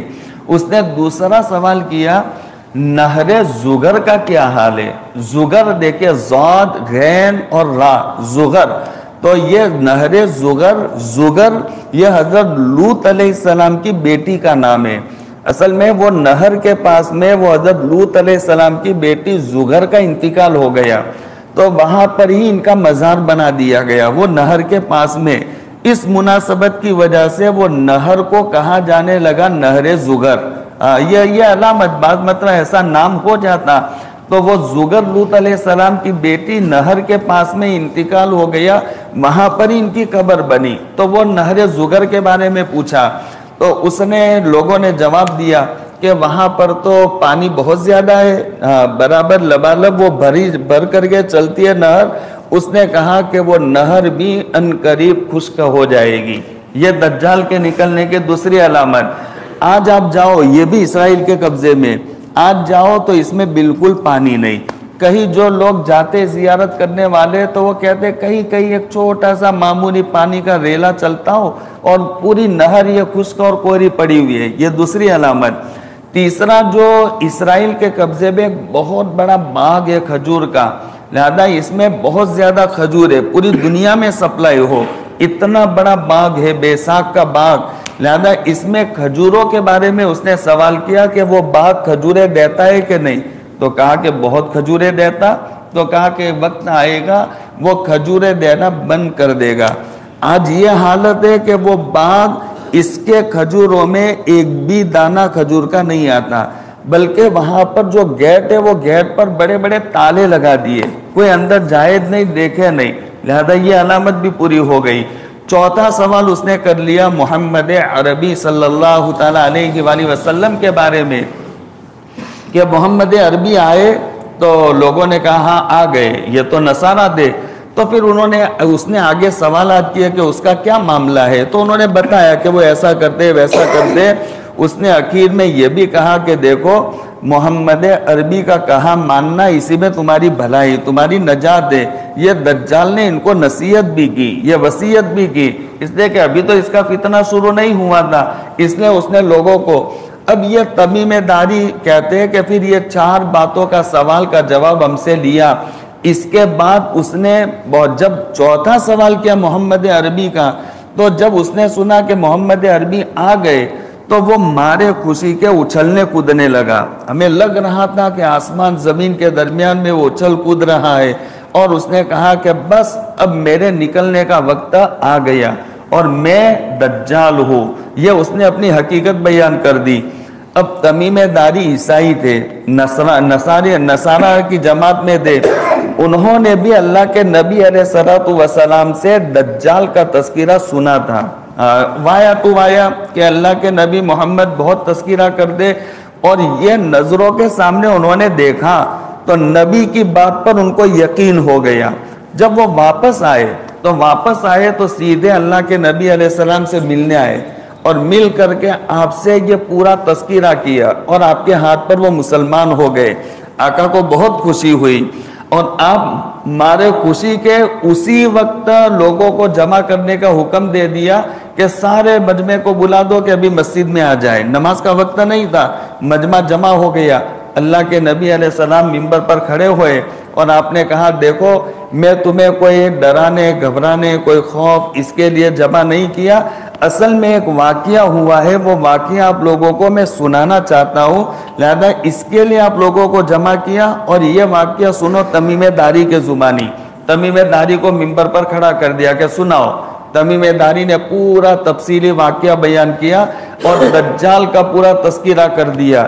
جب یہ تمیم داری نے واقعہ سنایا، اللہ کے نبی علیہ السلام بہت جوش میں آ گئے، اور جوش میں آ کر کے اللہ کے نبی علیہ السلام ممبر پر کھڑے ہو کر 3 مرتبہ اپنا عصا یہ ممبر پر مار رہے تھے اور فرما رہے تھے ہاذہ طیبہ ہاذہ طیبہ ہاذہ طیبہ، یعنی مدینہ کے بارے میں کہ میرا مدینہ، میرا شہر مدینہ یہ بھی بات کا نام ہے۔ پہلے کا نام تو آپ کو معلوم ہے نا، یثرب اس کا نام تھا یا یثرب نام تھا۔ یہ بہت بنجر بستی تھی، ایسی بنجر بستی تھی کہ وہاں پر اگر کوئی چلا جائے تو وہاں کی آب و ہوا ان کو راس نہیں آتی تھی۔ اسی لیے صحابہ کرام مہاجر بن کر کے جب مدینہ طیبہ گئے تو وہاں پر مدینہ طیبہ کی آب و ہوا راس نہیں آئی، جس سے ان کو بخار لگ گیا اور بدن میں بخار جاتا نہیں تھا، اتنا بخار بدن میں گھر کر گیا کہ وہ بخار کی وجہ سے کھانا پینا بھی بند ہو گیا اور وہ ہڈیوں کے ڈھانچے رہ گئے صحابہ کرام، بدن پیلے ہو گئے ان کے۔ لہذا وہ شکایت لے کر جب برداشت نہیں ہوا تو اللہ کے نبی علیہ السلام کے پاس آئے، آقا جب سے مدینہ میں آئے تب سے ہمارا بہت برا حال ہے۔ آپ نے پورا واقعہ سنا تو پھر آپ نے اپنا یہ معجزہ اس وقت میں ظاہر ہوا، آپ نے بخار کو بلا دیا، بخار کو جو سب کے بدنوں میں تھا، آپ نے کہا یا حما، اے بخار آ جاؤ، اذهب الى قوبہ، مدینہ خالی کرو اور سب پورا بخار مدینہ سے قوبہ چلا جاؤ۔ وہ مدینہ پاک سے 5 کلومیٹر پر ایک بستی ہے، وہاں مسجد نبوی سے آپ نکلیں گے تو وہاں سطر یہ لائن سے کھڑے رہتے، قوبہ قوبہ قوبہ قوبہ، وہ لائن لگاتے رہتے، 5-5 ریال میں قوبہ لے جاتے۔ تو آپ نے فرمایا یا حما بخار اذهب الى قوبہ، یہاں مدینہ چھوڑو قوبہ چلے جاؤ۔ جیسا آپ کا کہنا تھا کہ صحابہ کرام کے بدنوں سے بخار غائب اور سارے قوبہ والے بخار میں لپیٹ گئے اور سب چادریں اڑ کر کے سو گئے، سب کو بخار نے اپنی لپیٹ میں لے لیا۔ اب قوبہ والوں کو پتا چلا کہ اللہ کے نبی علیہ السلام نے یہ بخار مدینے سے بھگا کر ادھر بھیجا ہے، تو وہ قوبہ والے آپ کی خدمت میں آئے اور کہنے لگے آقا ہمارا کیا قصور تھا کہ آپ نے یہ بخار ہم کو دے دیا؟ تو آپ نے پھر قوبہ والوں سے کہا بیٹھو بیٹھو، ٹھیک ہے تم شکایت لے کر آئے ہو، لیکن سنو ایک فضیلت میں آپ کو سناتا ہوں، اگر تم کو منظور نہیں ہوگا تو وہاں اور بھگا دیں گے بخار۔ یہ میں اپنا جملہ کہتا ہوں، حدیث کے جملے نہیں، اگر منظور نہیں ہوگا تو کہیں اور، لیکن فضیلت سنو، اگر ایک دن کا بخار آ جائے تو پچھلے 1 سال کے گناہوں کی اللہ مغفرت کر دیتا ہے۔ بولو اب سودا کرو، بخار منظور ہے، رکھنا ہے کہ نہیں رکھنا؟ قوبہ والوں نے کہا کہ آقا بخار بس رہنے دو ہمیں، بخار منظور ہے ہمیں۔ یہ فضیلت جب مدینہ کے صحابہ نے سنی تو وہ صحابہ دوڑے دوڑے آئے کہ آقا وہ بخار ہمیں واپس دے دو، اتنی بڑی فضیلت ہے ایک دن کے بخار سے 1 سال کے پچھلے 1 سال کے گناہ معاف ہو جائے۔ آپ نے فرمایا کہ یہ فضیلت تو قوبہ والوں کو مل گئی۔ بہرحال یہ مدینہ سے پہلے یہ یثرب بڑی ایسی خطرناک جگہ تھی، لیکن وہاں آپ کے جانے کی وجہ سے وہ مدینہ بن گیا، وہ طیبہ بن گیا، وہ طیبہ بن گیا۔ آپ نے وہاں ممبر پر کھڑے ہو کر فرمایا، دجال کا تذکرہ لوگوں کو سنانے کے بعد دیکھو اس وقت مدینہ پاک کے 7 گیٹ ہوں گے۔ 7 گیٹ کا مطلب کیا یہ بھی سمجھیے، گیٹ کا مطلب یہ ہے کہ مدینہ پاک میں داخل ہونے کے راستے، کسی بھی مجادر میں آنا ہو تو یہاں ثنا پر سے بھی آ سکتے، یہاں فاٹک پر سے بھی آ سکتے، یہاں بریج پار کر کے بھی آ سکتے، بہت سارے ایک شہر میں جانے گاؤں میں جانے کے راستے۔ تو مدینہ پاک میں آنے کے 7 راستے ہوں گے اور وہاں ہر راستے پر اللہ پاک ایک فرشتے کو بٹھا دے گا۔ وہ دجال جب آئے گا تو مدینہ میں بھی آنا چاہے گا، لیکن وہ فرشتہ اس کے رخ کو مدینہ سے موڑ دے گا، تو وہ جہاں رخ موڑے گا تو اتنا وہ پگلایا ہوا ہوگا کہ اتنا بڑا وہ فتنہ لے کر کے وہ چلا، لیکن جیسے باولا کتا ہو تو وہ سیدھا چلا آ رہا ہو اور آپ اس کو لاٹھی مارو یوں مڑا تو یوں چلتا رہے گا۔ وہی نا کہ مجھے اس طرف جانا ہے تو پھر مڑ کر کے آ جائے. تو وہ دجال اتنا بڑا فتنہ لے کر مدینے کی طرف آئے گا کہ مدینہ والوں کو میں متاثر کروں, لیکن فرشتہ اس کے رخ کو موڑے گا تو وہ جیسے اس کا چہرہ کر دے اسی طرف چلتا ہو جائے گا, مدینے کی طرف نہیں آئے گا. جہاں بھی وہ آنا چاہے گا تو فرشتہ اس کو روک دے گا. یہ خوشی میں آپ نے فرمایا ہاذہ طیبہ, ہاذہ طیبہ, ہاذہ طیبہ. اللہ نے اس کو پاکیزہ رکھا ہے اس شہر سٹی کو کہ دجال اور دجال کا فتنہ یہ شہر میں انٹری نہیں کر سکے گا. اور وہ دجال سیدھا خیبر جا کر کے رکے گا. خیبر کا جو ایریا ہے نا ابھی جہاں پر وہ رکے گا, تو رکنے کے لیے آج کی حکومت یہ بن سلمان نے وہاں پر ایک بہت بڑا محل بنایا ہے. اور آپ ابھی جاؤ اور محل میں ایسیاں چلتی ہے, لائٹنگ کا کام ہے. رات کے وقت میں آپ وہاں جاؤں گے تو آپ کو لائٹیں نظر آئے گی کہ وہ اعلیٰ حضرت آئے گا تو اس کے لیے مہمان کھانا یہ بن سلمان نے بنا کر دے دیا ہے ابھی سے. وہ وہاں خیبر کے علاقے میں وہ رکے گا, اس کے لیے انتظام. آپ کیا سمجھتے ہو دجال, اللہ کے نبی علیہ السلام نے فرمایا کہ دجال ارے بھائی تھکے تو نہیں ہو نا؟ ہاں جی بہت اچھا ہے. جو تھکے تو بہت سارے اٹھتے ہیں تو اٹھتے چلو, جو مجمع رہے گا ان کو سناتے رہیں گے, ٹھیک ہے جی. آپ نے فرمایا کہ دجال جس گدھے پر سوار ہو کر آئے گا اس کے 2 کانوں کے درمیان 90 ہاتھ کا فاصلہ ہوگا. جس گدھے پر سوار ہو کر, دیکھیں یہاں ایک بات سمجھنے جیسی ہے.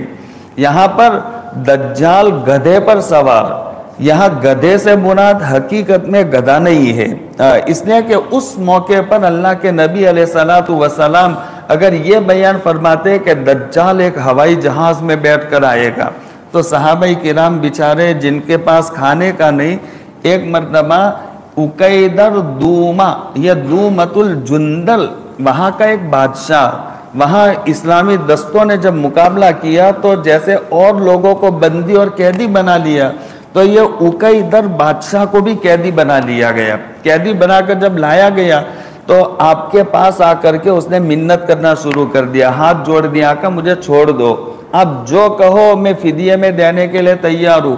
بہت سارا مال متعین ہوا, کئی ہزار گھوڑے, اونٹ اور بہت سارا مال, سونا چاندی, وہ سب دینے کے لیے وہ تیار ہو گیا کہ میں سب دے دیتا ہوں, مجھے چھوڑ دو. بادشاہ تھا, اس کے پاس سب تھا.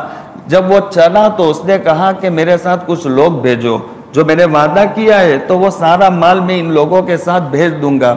تو اس نے وہ سارا مال دیا, لیکن اس کے ساتھ ساتھ اس نے ایک چھوٹا سا کپڑا بھی اللہ کے نبی علیہ السلام کو پرائیویٹ ایکسٹرا ہدیے کے طور پر دیا. بہت اچھا ملائم ریشمی کپڑا تھا, وہ ہدیے کے طور پر دیا. اللہ کے نبی علیہ السلام کے پاس جب سارا مال آیا تو اس میں وہ کپڑا بھی تھا, ایک تھوڑا ایک کرتا بنے ایسا, وہ جب آپ کے پاس آیا تو وہ جس صحابی کے ہاتھ میں آیا وہ صحابی اسی میں کھو گئے اور وہ کپڑا برابر دیکھ رہے تھے. اور اتنا چمکدار اور ایسا ملائم وہ بیچاروں نے کبھی دیکھا نہیں. اللہ کے نبی علیہ السلام فرماتے ہیں, حضرت ابو ہریرہ رضی اللہ تعالیٰ عنہ, ایک مرتبہ آقا نے ایک دم وجدی کیفیت تھی تو وہ وجدی کیفیت میں آپ نے فرما دیا کہ کون ہے جو میرے لیے کپڑا بچھا لے اور میں اس کے لیے کچھ دعا کر دوں, اور وہ دعا کے بعد میں وہ اپنا کپڑا اپنے سینے سے لگا لے تو وہ جو بات سنے گا کبھی نہیں بھولے گا. حضرت ابو ہریرہ نے یہ بات اس وقت بیان کی. حضرت ابو ہریرہ یہ صحابہ کرام میں ایسے نمایاں صحابی ہے کہ ان سے بہت ساری حدیثیں 5374 روایتیں اور حدیثیں حضرت ابو ہریرہ نے بیان کی. دوسرا کوئی صحابی اتنی روایتیں بیان کرنے والا نہیں. ایک صحابی تھے حضرت عبداللہ بن عمرو بن عاص, بہت اچھے جلیل القدر صحابی ہے, عمرو کے بیٹے, اور یہ عبداللہ اپنے باپ سے پہلے مسلمان ہو گئے تھے. عبداللہ بھی صحابی اور عمرو بھی صحابی, باپ بیٹے دونوں صحابی. ان کے پاس بہت زیادہ حدیثیں تھی. انہوں نے حدیثوں کے لیے کتاب لکھ دی تھی جس کا نام رکھا تھا صحیفۃ الصادقہ. ایک حدیث کی کتاب لکھ دی تھی انہوں نے اللہ کے نبی علیہ السلام کے زمانے میں. لیکن وہ عبداللہ کی عادت ایسی تھی کہ وہ عبداللہ بن عمرو اللہ کے نبی علیہ السلام کی بات بھی لکھ دیتے تھے, اور وہ تورات کو بہت پڑھتے تھے. پہلے یہودی تھے, تورات کو بہت پڑھتے تھے. تو وہ تورات اور اہل کتاب کی جو بات اچھی لگے وہ بھی لکھ دیتے تھے. تو اس میں اہل کتاب کی باتیں اور حدیثیں سب گڑمڑ ہو گئی تھی. اس لیے ان کی حدیثوں کو صحابہ کرام لیتے نہیں تھے. اس لیے ان سے 700 حدیثیں خالی مروی ہے حضرت عبداللہ بن عمرو. لیکن حضرت ابو ہریرہ سے زیادہ حدیثیں اگر کسی صحابی کے پاس تھی تو حضرت عبداللہ بن عمرو کے پاس تھی. حضرت ابو ہریرہ نے اور ابو ہریرہ نے آپ سے کتنا زمانہ پایا؟ 4 سال بھی مکمل نہیں. جو خیبر فتح ہوا، خیبر فتح کرنے کے لیے آقا روانہ ہوئے تو سن ہجری 6 میں یہاں سے روانگی ہوئی، اور خیبر فتح کر کے آپ واپس آئے تو اس وقت سن ہجری 7 شروع ہو گیا تھا. تو سن ہجری 7 میں خیبر فتح ہوا، روانگی ہوئی 6 میں اور فتح ہوا سن ہجری 7 میں. تو خیبر جو مدینہ سے 184 کلومیٹر کی دوری پر ہے، 184 کلومیٹر کا فاصلہ ہے. تو وہ خیبر کے فتح کے بعد حضرت ابو ہریرہ مسلمان ہوئے. تو سن ہجری 7، 8، 9 اور 10 میں تو اللہ کے نبی علیہ السلام چلے گئے. تو آپ کے صحبت میں 4 سال سے بھی کم عرصہ رہے، لیکن آپ کے پاس ایسے رہے کہ بہت سارا علم انہوں نے پڑھ لیا، بہت سارا. اسی لیے حضرت ابو ہریرہ ایک جگہ پر بیان کرتے کہ میں نے اللہ کے نبی علیہ السلام سے 2 باسن حاصل کیے. باسن برتن کو کہتے ہیں، 2 باسن میں نے حاصل کیے. ایک باسن کو تو میں نے تم لوگوں کے سامنے پھیلا دیا، بیان کر دیا، نماز کے مسائل، روزوں کے مسائل، زکوٰۃ کے مسائل، حج کے مسائل وہ بیان کر دیے. اور دوسرا باسن میرے پاس ایسا ہے کہ اگر میں اس کو بیان کروں اور زبان کھولوں تو لوگ میرے یہ بلعوم کو اور یہ میرے گلے کو کاٹ دیں گے. یعنی مراد حضرت ابو ہریرہ کی یہ تھی کہ مجھے اللہ کے نبی علیہ السلام نے ان فتنوں کو بھی بیان کیا تھا. اگر وہ فتنے بیان کرو تو مروان سمجھے گا کہ یہ مجھے کہہ رہا ہے، مروان کا بیٹا سمجھے گا کہ ابو ہریرہ مجھے کہہ رہا ہے، اور وہ وقت کا والی تھا، خلیفہ تھا، لہذا وہ میرا گلا کاٹ دے گا کہ یہ مجھے فتین کہہ رہا ہے حدیث کی روشنی میں.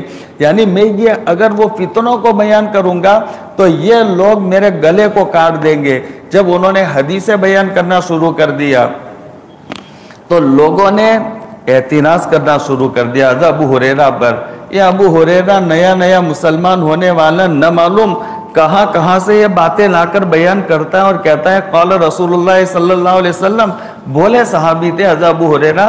تو اس موقع پر ان کو یہ کہنا پڑا کہ یہ لوگ آج مجھے یہ کہتے ہیں کہ یہ ابو ہریرہ کہاں سے حدیثیں لاتا ہے. سنو میں کہاں سے لاتا ہوں. یہ میرے مہاجر بھائیوں کو تو بازار میں ہاتھ پر ہاتھ مارنے کے علاوہ فرصت کہاں تھی. یعنی یہ تاجر لوگ تھے، تجارت کے لیے بس سودا کیا کرتے، اور یہ میرے انصار بھائیوں کو تو باغات اور کھیتی باڑی سے فرصت کہاں تھی، وہ اس میں مشغول تھے. اور میں تو ایک فکڑ آدمی تھا، کلاش آدمی تھا، تنگ دست آدمی تھا، میرے پاس تو کچھ بھی نہیں تھا. لہذا میں اللہ کے نبی علیہ السلام کے دربار کا ایسا غلام اور خادم بن گیا کہ میں وہاں پر ہی رہتا، میرا اوڑھنا بچھونا وہاں پر، اور مجھے کھانا ملا تو بھی اللہ اللہ خیر صلی اللہ، کھانا نہ ملا تو بھی اللہ اللہ خیر صلی اللہ، جیسا میرا مزاج تھا. لہذا میں کبھی بھوک کی وجہ سے بے ہوش ہو جاتا تو لوگ میری گردن پر یہ جوتا رگڑتے. یہ ایک علاج تھا عربوں میں کہ کسی کو مرگی کی شکایت ہو تو اس کے گردن پر جوتا رگڑو. تو یہاں مرگی کی شکایت، بھائی کی تکلیف، یہ کوئی رگ چوکپ ہو جاتی اس کی وجہ سے، تو یہ جوتا رگڑنے کی وجہ سے کبھی وہ نس اور یہ رگ یہ کھل جاتی ہے اور وہ اس کو ایک دم سے ہوش آ جاتا. تو لوگ میرے گردن کے اوپر یہ جوتا رگڑتے کہ اس کو مرگی کی تکلیف. لیکن مجھے مرگی کی شکایت نہ تھی. میرے کھائے ہوئے 3-3 4-4 دن ہوتے جس کی وجہ سے میں بھوک سے بے حال ہو کر کے گر پڑتا. یہ میرا حال تھا. اور ایک مرتبہ آقا نے یہ بیان فرما دیا تھا کہ کون ہے، میں حدیثیں کہاں سے لاتا ہوں. یہ حضرت ابو ہریرہ کہتے کون ہے جو میرے لیے کملی بچھا دے، چادر بچھا دے. اب میں نے سوچا کہ اب یہ تو اچھا غنیمت ہے، موقع بڑا قیمتی ہے، تو میں نے چادر بچھانا چاہا لیکن لاؤ کہاں سے چادر. یہی ایک کملی تھی جو کملی میرا قمیص بھی تھا، وہی میرا تہبند بھی تھا، وہی میرا لحاف بھی تھا، وہی میرا بچھونا بھی تھا. میرے پاس اور کچھ تھا جو نہیں. لہذا اور اس کو بھی یہ بٹن اور گھنڈیاں نہیں تھی. میں نے ٹانگ کے وہاں پر وہ کیا ہے جوڑنے کے لیے کانٹوں سے میں نے اس کو جوڑ رکھا تھا تو میں نے احتیاط سے اس کا ایک کنارہ آقا کے سامنے رکھ دیا. اب آقا نے ہاتھ اٹھائے, دعا مانگی, اور دعا مانگنے کے بعد میں پھر جو دعا دینی تھی دی, تو وہ کنارہ لے کر میں نے اپنے سینے سے لگا لیا. حضرت ابو ہریرہ کہتے جوش میں آ کر اس ذات کی قسم جس نے محمد کو نبی برحق بنا کر بھیجا, اس کے بعد سے جو میں نے سنا کبھی نہیں بھولا. لہذا اس لیے میرے پاس بہت زیادہ حدیث ہے. تو صحابہ کا یہ حال تھا. لہذا وہ ریشم کا کپڑا آ گیا تو وہ صحابی, وہ عقیدر بادشاہ نے دی تو برابر اس کو دیکھ رہے, وہ صحابی کے ہاتھ میں سے دوسرا لے رہا ہے, وہ برابر دیکھ رہا ہے, تیسرا, سب کے ہاتھوں میں گھومنے لگا. کبھی زندگی میں بیچاروں نے دیکھا نہیں تھا صحابہ نے ایسا کپڑا. تو آقا نے نظارہ دیکھا تو پھر آپ نے کہا کہ تم کو اچھا لگتا ہے یہ کپڑا؟ صحابہ نے کہا جی آقا, بہت, ایسا کبھی دیکھا نہیں ہے یہ کپڑا. تو پھر آپ نے ان کا دھیان دنیا سے ہٹانے کے لیے فرمایا, دیکھو حضرت سعد کو اللہ پاک نے جنت میں اپنی ناک اور ہاتھ صاف کرنے کا جو رومال اور تولیہ دے رکھا, وہ اس سے بدرجہ بہتر ہے. جو رومال اور ہاتھ صاف کرنے کا وہ تو ڈال دینے کی چیز ہوتی, لہذا جو قیمتی چادر ہو وہ کتنی قیمتی ہوگی. یعنی یہ جو ناک صاف کر کے پھینک دینے والا کپڑا, ہاتھ صاف کر کے, آپ نے فرمایا کہ اس سے بدرجہ بہتر اللہ پاک نے سعد کو جنت میں, وہ شہید ہو گئے تھے, ان کا انتقال ہو گیا تھا صحابی کا, اس سے بدرجہ بہتر ہے وہ صحابہ کا حال جنہوں نے بیچاروں نے کپڑا نہیں دیکھا تھا. اب آقا ان کو یہ کہتے کہ ایک زمانہ آئے گا تم گھر سے نکلو گے اور گھر میں واپس آؤ گے تو تمہارے گھر میں کیمرے لگے ہوں گے, تمہیں بتا دیں گے, میری بات سمجھنا, تمہیں بتا دیں گے تمہارے جانے کے بعد میں گھر میں کیا کیا ہوا, کیا کھچڑی پکی. اب یہ کیمرے کیا بلا ہے, صحابہ کیا سمجھتے, جن بیچاروں کے پاس میں یہ کپڑا ہی ایسا دیکھا نہیں تھا, لہذا وہ جوتے ان کے پاس میں نہیں تھے. ایک غزوہ ہے, غزوے کا نام حدیث پاک میں رکھا ہے ذات الریقہ, ذات الریقہ اس کا نام, ٹکڑے والا غزوہ, پیوندوں والا غزوہ. اس کو ذات الریقہ کیوں کہتے؟ بہت سارے ناموں میں سے ایک وجہ یہ بھی بیان کی کہ وہاں پر صحابہ کے پاس جوتے نہیں تھے, پتھریلی زمین میں چلنے کی وجہ سے ان کے پاؤں یہ خون آلود ہو گئے تھے, تو صحابہ کپڑے سے اپنے پاؤں کو یہ لپیٹتے تھے جوتے کی جگہ پر. لہذا کسی نے ایک پٹی, کسی نے 2 پٹیاں, کسی نے 4 پٹیاں, اس وجہ سے وہ غزوے کا نام ہی ہو گیا ذات الریقہ. لہذا اسی لیے حدیث جبرائیل جو بخاری شریف اور مشکوٰۃ شریف کی پہلی حدیث ہے, جبرائیل آسمان سے آ کر اللہ کے نبی علیہ السلام سے جو سوال کیا تھا, 5 سوال کیے تھے آ کر کے. پہلا سوال تھا مل ایمان, آقا نے جواب دیا. مل اسلام سوال کیا, آقا نے جواب دیا. تیسرا مل احسان, آقا نے جواب دیا اس کا. پھر چوتھا سوال اس نے کیا مت الساعہ. اب یہ 3 جواب دے دیا, آپ جواب دو کہ قیامت کب آئے گی. تو آقا نے اس کا جواب دیا مل مسئول عنہا بعالم من السائل, ارے تو بھی نہیں جانتا میں بھی نہیں جانتا, جیسے تو نہیں جانتا میں بھی, ہم دونوں کا علم برابر ہے, اس کے بارے میں مت پوچھ. تو اس نے 5واں سوال کیا فما اماراتها, اگر قیامت آپ نہیں بتا سکتے تو قیامت کی علامات بتائیے, کیا ہے علامات. تو آپ نے علامتوں میں بیان کیا ان تلد الامۃ ربتها, ایک, اور دوسری علامت وَأَمَّا الْحُفَاةُ الْعُرَاةُ رِعَاشَا يَتَطَاوَلُونَ فِي الْبُنْيَانِ, ایسے لوگ جن کے پاؤں میں جوتے نہیں, بدن میں کپڑے نہیں, اور بکریاں چرانے والے, دبئی والے, یہ بات جملہ میں نے بیچ میں کہہ دیا, سمجھنا, دبئی والے. وَأَمَّا الْحُفَاةُ الْعُرَاةُ رِعَاشَا, جن کے پاؤں میں جوتے نہیں, بدن میں کپڑے نہیں, مشغلہ بکریاں چرانے کا, لیکن يَتَطَاوَلُونَ فِي الْبُنْيَانِ, وہ فلک موس عمارتیں بنائیں گے اور یہ دعوے کریں گے کہ دنیا میں اگر کوئی ایسی عمارت بنا سکتا ہو تو ہمیں بتائے. یہ دبئی والوں نے بنایا, اور دبئی والوں نے ایسی خوبصورت بلڈنگیں کہ پوری دنیا میں آپ کو ایسی بلڈنگیں نہیں ملے گی. اور وہ کون تھے دبئی والے؟ حفاظ تھے, عورات تھے, ان کے پاؤں میں جوتے نہیں تھے, ان کے بدن پر کپڑے نہیں تھے, ان کے آبا و اجداد ایسے تھے, اور یتطاولون فی البنیان. لہذا وہ بھی علامت ضمن میں ہمیں سبق میں آ گیا, پائی گئی, یہ علامت بھی پائی گئی. بہرحال صحابہ کرام کو اگر یہ سمجھایا جاتا اس وقت میں کہ یہ جن کے پاؤں میں جوتے نہیں, بدن پر کپڑے نہیں, لہٰذا ان کو کہا جائے کہ ایسے کیمرے لگیں گے، بتا دیں گے تمہیں جانے کے بعد، تو کیا سمجھ میں آتا ان کو؟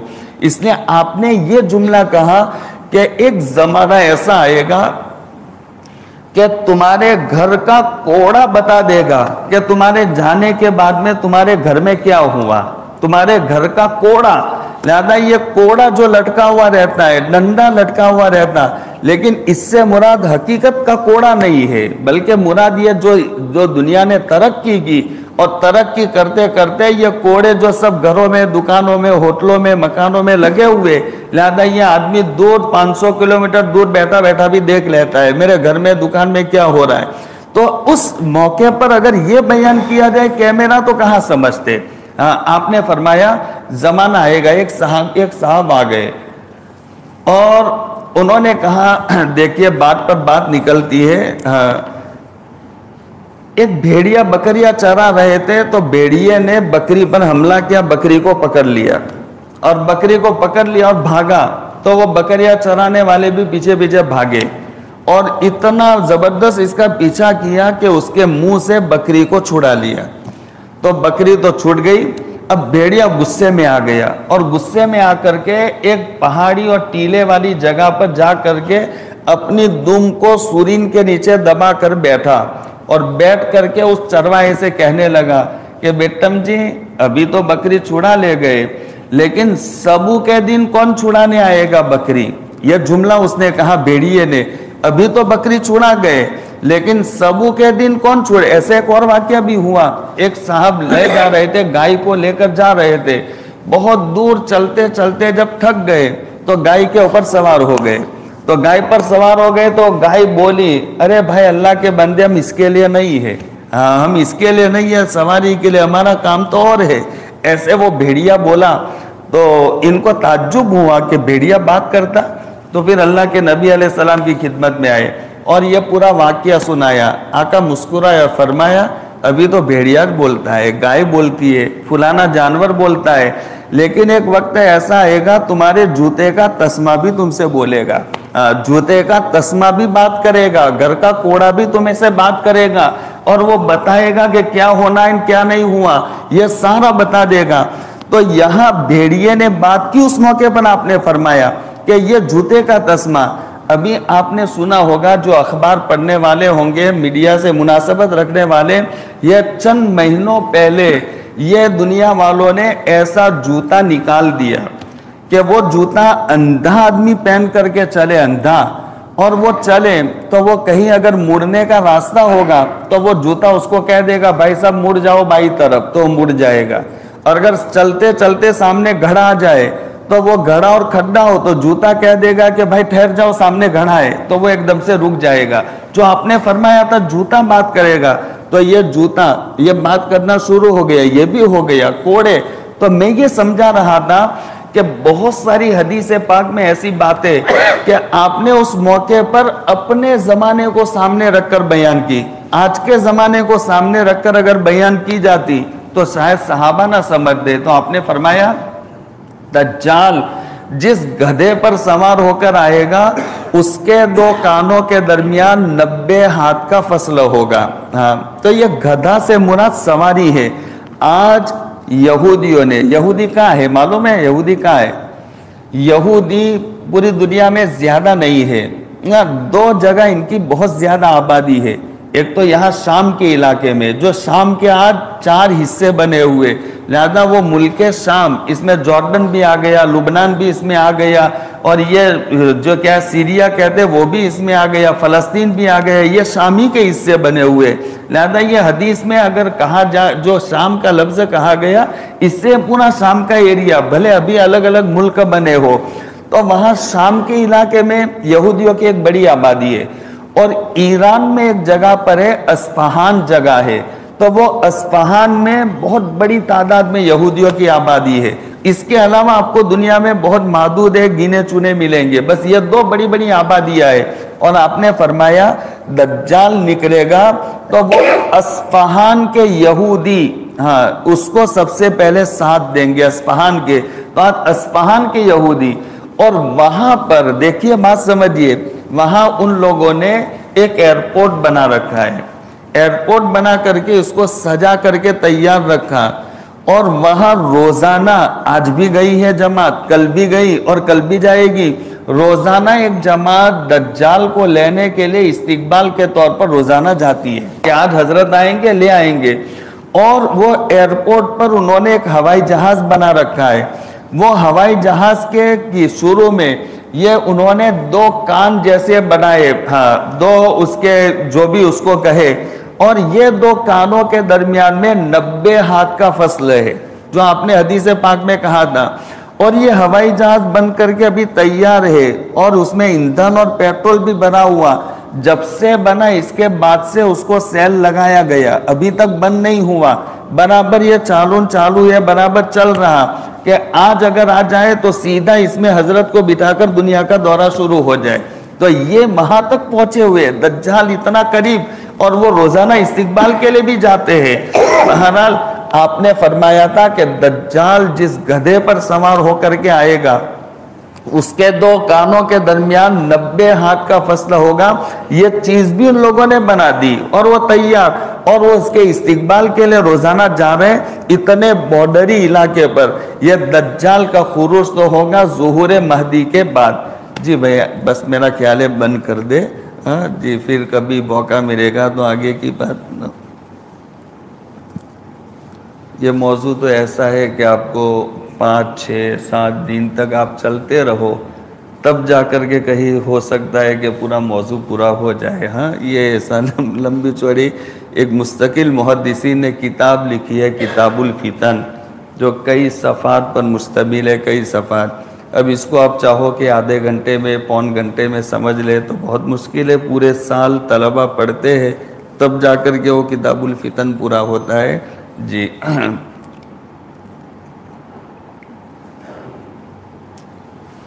لیکن میں متن کہہ دیتا ہوں، شرح پھر کبھی کریں گے، متن کہہ دیتا ہوں میں، بنیادی متن کا مطلب بنیادی باتیں۔ 6 سال ہوگا حضرت مہدی کا، تو نکلیں گے، کام کریں گے، آخری ان کی فتح ہوگی استنبول، وہاں وہ آدمی آ کر کے ان کو خبر دے گا، تو وہاں سے چھوڑ کر ملک شام کو روانہ ہوں گے۔ خبر دے رہا ہے، سچی ہے کہ جھوٹی ہے، حقیقت کیا ہے، تم جلدی گھوڑے دوڑاؤ اور جلدی سے آ کر کے ہمیں خبر دو کہ واقعہ کیا ہے۔ آپ نے اس موقع پر فرمایا تھا کہ میں جانتا ہوں ان جانے والے گھوڑوں کے رنگوں کو بھی میں جانتا ہوں، جاننے والوں کے ناموں کو بھی میں جانتا ہوں، ان کے باپوں کے ناموں کو بھی میں جانتا ہوں۔ یہ آپ کا معجزہ ہے، بہرحال جو آپ کو علم دیا گیا تھا، اوتی تو علم الاولین والآخرین، جو آقا نے فرمایا مجھے اولین آخرین کا علم دیا گیا۔ پھر وہ لوگ جائیں گے، واقعہ غلط ہوگا کہ دجال ملک شام میں آیا نہیں ہوگا، لیکن یہ لوگ جب وہاں پہنچیں گے، رات کو قیام کریں گے، قیام کے بعد میں فجر کی اذان پڑھی جائے گی، لوگ مسجد میں آئیں گے، مسجد میں آ کر کے وہ نماز کا وقت ہونے آئے گا اور پتہ چلے گا کہ دجال نکل آیا ہے، اور یہ 70,000 فوج لے کر کے اس نے مسجد کا گھیراؤ کر لیا۔ اب لوگ ٹینشن میں کیا کریں، ہم تو نماز پڑھنے کے لیے نارمل حالت میں آئے تھے اور یہ آ گیا سامنے، اب اتنے میں نماز کا وقت ہو جائے گا، تو کہے چلو بھائی پہلے نماز تو پڑھ لو پھر دیکھتے ہیں، تو تکبیر کہی جائے گی۔ تکبیر کہنے کے بعد میں ابھی حضرت مہدی نے نماز کی نیت نہیں باندھی ہوگی کہ ایک شخص کی نظر پڑے گی مینارے پر، حدیث کے الفاظ ہیں، دمشق کی جامع مسجد کے سفید مشرقی مینارے پر نظر پڑے گی، وہاں پر حضرت عیسیٰ علیہ السلام 2 فرشتوں کے کاندھوں پر ہاتھ رکھے ہوئے، 2 ہری چادریں اوڑھے ہوئے وہاں پر اتریں گے، تو شور مچ جائے گا کہ حضرت آ گئے، حضرت آ گئے، حضرت آ گئے۔ اب مجمع وہاں پر جائے گا، جانے کے بعد حضرت عیسیٰ کو اتارا جائے گا نیچے، اور پھر تکبیر تو ہو گئی ہے تو سیدھا ان کو نماز پڑھنے کا کہا جائے گا، لیکن حضرت عیسیٰ کہیں گے کہ بھائی آپ لوگ ہی نماز پڑھاؤ، تم میں سے جو امام ہے وہی امامت کرائے گا، حضرت مہدی کے پیچھے وہ نماز پڑھیں گے۔ پھر فجر کی نماز کے بعد میں سیدھا کام ہوگا، اب کیا، مسجد اور جماعت میں فائنل ہو جائے گا دجال کا ختم، چنانچہ وہ باہر نکلیں گے۔ دجال جیسے حضرت عیسیٰ کو دیکھے گا تو پہچان لے گا، تو وہاں سے وہ بھاگے گا۔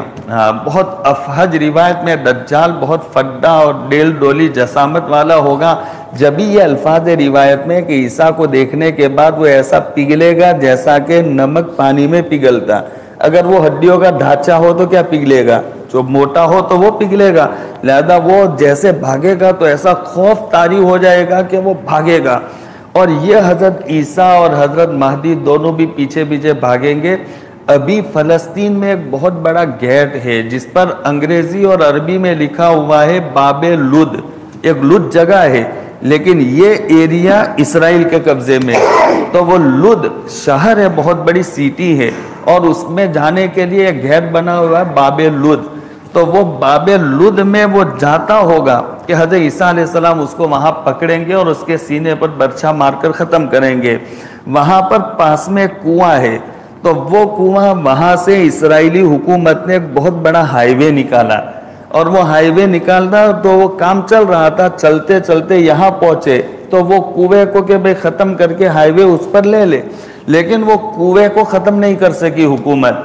خدا کی شان دیکھیے، اور وہ تھک گئے ساری مشینری، اور وہاں پر وہ کنواں ان کو مجبوراً باقی رکھنا پڑا، اور وہاں بائی پاس تھوڑا ہائی وے اور سارے کو نکالا گیا۔ وہ کنواں آج بھی ہے، اس کو پیک کر دیا گیا، اس کنویں میں اس کے دھڑ کو ڈالا جائے گا۔ پھر اس کے بعد میں یہ دونوں بزرگ پوری دنیا کے مسلمانوں کو تسلی دیں گے۔ بہت سارے خوف ڈر کی وجہ سے کوئی کنویں میں چھپا ہوگا، یہ حدیث کے الفاظ ہے، کوئی درخت کی جھڑ میں، کوئی درختوں کے اوپر چڑھا، کوئی جنگل میں بھاگ گیا ہوگا، لہذا سب کو یہ لوگ تسلی دیں گے، آ جاؤ آ جاؤ آ جاؤ۔ پھر یہ دونوں بزرگ ایک ساتھ میں رہیں گے۔ حضرت مہدی کا پھر انتقال ہو جائے گا، اس کے بعد 12 سال حضرت عیسیٰ علیہ السلام اکیلے رہیں گے، اور پھر دجال ختم ہو گیا، حضرت مہدی کا انتقال ہو گیا، حضرت عیسیٰ علیہ السلام کا زمانہ اب شروع ہو گیا۔ اس کے بعد میں ایک روایت ابن عباس کی ایسی ملتی ہے کہ 150 سال تک اللہ پاک اسلامی حکومت چلائیں گے، پھر مرضی اللہ کی، جہاں تک اللہ پاک چلانا چاہے۔ تو حضرت عیسیٰ کا زمانہ ہوگا، اس وقت اللہ پاک یہ حکم کریں گے عیسیٰ کو کہ تم نے سب کچھ دنیا میں ختم کر دیا، اور ملت واحدہ باقی رہ گئی، صرف مسلمانوں کا مجمع، لیکن اب میں ایک ایسی جماعت کو بھیج رہا ہوں کہ جس کا مقابلہ تمہارے بس کی بات نہیں ہے۔ یعنی مراد کون؟ یاجوج ماجوج۔ نوح علیہ السلام کے اولاد میں سے ایک لڑکا تھا یافیس، لہذا وہ یافیس تیسری یا چوتھی پیڑھی میں، وہ یافیس کے 2 لڑکے تھے، یاجوج اور ماجوج، جو بڑے جنگجو اور خطرناک تھے، لہذا ان کی خطرناکی اور جنگجوئی اور ان کی کیا ہے، یہ بدماشی کو دیکھ کر ظلم کرنے نے ان کو کہیں پیک کر دیا ہے۔ وہ بہت کثیر تعداد میں وہ یاجوج ماجوج ہے، اتنے زیادہ ہے کہ ایک مرتبہ اللہ کے نبی علیہ السلام نے فرمایا کل اللہ پاک جب جنت اور جہنم کا فیصلہ کرے گا تو حساب کیا رہے گا جنت اور جہنم کے فیصلے کا؟ آپ نے فرمایا ایک آدمی کو بھیجا جائے گا جنت میں، چلو جاؤ جنت میں، اور اس کے مقابل میں 999 لوگوں کو جہنم میں بھیجا جائے گا۔ یہ سلسلہ چلتا رہے گا۔ تو صحابہ ٹینشن میں آ گئے کہ ایسا ہو تو پھر ہمارا نمبر نہ معلوم آئے گا کہ نہیں آئے گا۔ جب آقا نے یہ دیکھا تو فرمایا کہ گھبراؤ نہیں، وہ 999 یاجوج ماجوج میں ہوں گے، یاجوج ماجوج میں سے، اور اس کے مقابل میں ایک ایمان والا۔ اب سمجھیے آدم علیہ السلام سے لے کر قیامت تک کتنے مسلمان، تو ایک مسلمان کے مقابل میں 999، کتنے زیادہ یاجوج ماجوج ہو گئے۔ لہذا وہ اتنی کثیر تعداد میں یاجوج ماجوج کی قوم یہ نکلے گی، ان سے لڑنے کی طاقت نہیں، لہذا یہ سارے اپنے اپنے ٹھکانوں میں چھپ جائیں گے، یہ دنیا میں تباہی مچائیں گے جو مچانی ہوگی۔ پھر یہ پریشان ہو جائیں گے، مسلمان عیسیٰ سے دعا کروائیں گے، عیسیٰ دعا کریں گے، اللہ پھر یاجوج ماجوج میں ایک بیماری پیدا کرے گا جس کا نام ہے نغف بیماری، نون غین فا، نغف، جو بکریوں کو پیدا ہوتی ان کے گلے میں، جس سے بکری ایک دم سے مر جاتی، تو وہ بیماری پیدا ہوگی، سارے یاجوج ماجوج مر جائیں گے، اور پورے روئے زمین پر ان کی لاشیں دھڑ پڑے ہوئے ہوں گے۔ اب لوگ آئے تو کیسے آئے؟ کوئی جگہ خالی نہیں، پاؤں رکھنے کی جگہ نہیں، حدیث کے الفاظ ہے 4 انگشت کے برابر بھی جگہ نہیں کہ جہاں پر اس کا خون چربی پیپ پڑا نہ ہو، پورے روئے زمین پر یہ حال ہوگا۔ اب پھر یہ دوسرا مسئلہ ہو گیا، تو عیسیٰ علیہ السلام دعا کریں گے کہ اللہ یہ اس کو کیسے ہم صاف کرے، 1 2 ہو تو صاف کرے، اتنے ساروں کو اللہ بہت بڑے بڑے پرندے بھیجے گا، بھوکتی اونٹوں کے گردنوں کے برابر. یہ پرندے ان کے ناشوں کو اٹھائے گا اور اٹھا کر نہبل گھاٹی، اب نہبل گھاٹی نہ معلوم کہاں پر ہے اللہ جانے، لیکن ہوگی بہت بڑی گھاٹی. اتنی آئٹمیں ڈالی جائے گی تو گھاٹی بھی بہت بڑی ہوگی، لہذا وہ نہبل گھاٹی میں ساری کے ساری ناشوں کو ڈال دیا جائے گا. پھر اللہ پاک زمین کو صاف کرنے کے لیے بہت بہترین بارش بھیجے گا جو زمین دھو کر کے صاف کر دیں گے. پھر اللہ اس وقت ہمیں زمین کو حکم کرے گا اخریجی ثمرکی، اب تو اپنی برکتوں کو نکال. چنانچہ روایت کے الفاظ ہے کہ ایسے برکت کا زمانہ شروع ہوگا. آدمی ایک انار کو لے گا، ایک ڈاڈم کو لے گا، انار کو چھیلے، اس میں سے توڑ کر کے کھانے کے لیے دانے نکال کر آدھا پڑ یوں پھیلائے گا، اوپر کا آدھا چھلکا یوں پھیلائے گا، تو اتنا بڑا ہوگا کہ ایک بڑی جماعت کے سائے کے لیے کام آ جائے گا. اتنا بڑا بڑا پھلوں میں برکت. حدیث کے لفظ ہے لقحہ، ایک اونٹنی کو دوہا جائے گا. لقحہ اونٹنی کو کہتے ہیں، اونٹنی کے بہت سارے نام ہیں، اس میں عربی میں کہتے ہیں لقحہ. ایک اونٹنی کو دوہا جائے گا تو اس کا دودھ ایک قبیلے کے لیے کافی ہو جائے گا. ایسے جانوروں کے دودھ میں بھی، کھیتی باڑی میں بھی، پھلوں میں برکت، یہ سلسلہ چلتا رہے گا جب تک اللہ پاک چلائیں گے. پھر اللہ پاک کو جب قیامت قائم کرنا منظور ہوگا تو اس وقت اللہ پاک جو گینے چنے مسلمان ہوں گے، لہذا وہ مسلمانوں کے خاتمے کے لیے اللہ ایک خوشگوار ہوا بھیجے گا، جو ہوا ایمان والوں کے بغلوں سے نیچے سے ہو کر گزرے گی اور ایمان والوں کے بغلے میں گلٹی اور گھاٹ پیدا ہوگی، جس سے ایمان والے سارے کے سارے ایک دم سے ختم ہو جائیں گے. لہذا یہ حدیث میں کہا گیا لا تقوم الساعة حتى يقال في الارض اللہ اللہ. قیامت اس وقت تک نہیں آئے گی جب زمین میں ایک بھی اللہ کا نام لینے والا، اب یہ سارے ختم ہو گئے نام لینے والے، سب ایمان والے، اب کوئی باقی نہیں بچا ایمان والا. اب قیامت قائم ہوگی. جو ایک حدیث میں کہا لا تقوم الساعة الا على شرار الخلق، بدترین انسانوں پر قیامت قائم ہوگی. یہ سارے جو بہتر تھے وہ سارے کے سارے ختم ہو گئے. لہذا یہ خروج ریح ہوا نکلے گی جو ایمان والوں کے بغلوں سے نیچے سے ہو کر گزرے گی اور سب عافیت کے ساتھ ختم ہو جائیں گے.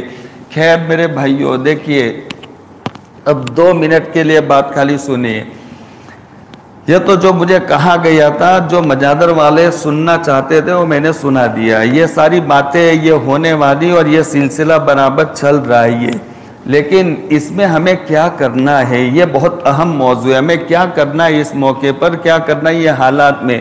میں نے کہا اس میں دیکھیے بس صرف یہ کرنا، ہمیں اپنے ایمان، اپنے اسلام کو مضبوط بنانا. ایمان کو ہم مضبوط بنا دے. ہاں، ایمان اور اسلام کو مضبوط بنائے بغیر کوئی چارہ نہیں ہوگا. یوسف علیہ السلام اکیلے تھے اور پورا شہر شرک اور کفر والا شہر، اور عورتیں اتنی بدماش تھی وہاں کی کہ بادشاہ کی گھر والی بھی وہ لوگوں کو اپنی طرف مائل کرنے کا مزاج، جبھی تو یوسف کو اس نے کیا ہے وہ شروع کر دیا تھا بدماشی کرنا، عورتوں کا ایسا مزاج اور یہ پورا شرک والا ماحول. اس جو چیز تھی اسی نے یوسف کو بچایا تھا. اور پورا ایک وقت ایسا آ گیا کہ یہ جو پورا شرک و کفر والا ماحول والا پورا شہر تھا، پورا ملک تھا، وہ ملک والوں نے گھٹنے ٹیک دیا اور یوسف کے پاس آ کر کے منتیں کرنے لگے کہ آپ یہ ملک کی باغڈور سنبھالو اور اس کو حکومت کر لو. بس یہ چیز ہے. اور سورہ ہمیں کہف پڑھنے کا حکم دیا گیا. لہذا سورہ کہف میں کیا ہے، یہی ایسے واقعات بیان کیے گئے سورہ کہف میں. لہذا وہ واقعات سے ہمیں اشارہ، اگر یہ ماحول بن جائے تو اس ماحول میں بچانے والا یہ تمہارا ایمان، تمہارا اسلام ہوگا. اس لیے ہمیں اپنے ایمان کو مضبوط بنانا، اپنے اسلام کو مضبوط بنانا. یہ رمضان کے چند دن باقی رہ گئے، لہذا یہ ہمارے ہاتھ سے نکل جائے گا رمضان. اللہ سے مانگ لے، افطاری کے وقت میں، سحری کے وقت میں خوب مانگنے کے لیے، مغفرت کرانے کے لیے. رمضان کا مہینہ ملا، رمضان میں مغفرت کیسے کرائیں گے ہم؟ جس کی مغفرت نہ ہو وہ ہلاک برباد ہو جائے. روایت سنی، کیا مطلب ہے اس کا؟ کیا مغفرت کرو گے؟ ارے میں صبح میں اٹھ کر کے روزہ رکھو، یہ مغفرت ہے.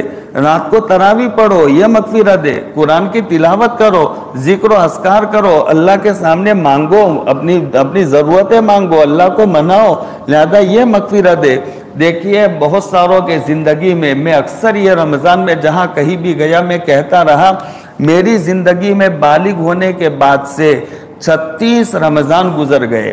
اب آپ سبھی سوچے کہ میری زندگی سے اتنے رمضان گزر گئے، تو یہ رمضان بھی بہت میرے پیارے بھائیوں یہ آیا ہے، مہمان بن کر آیا ہے۔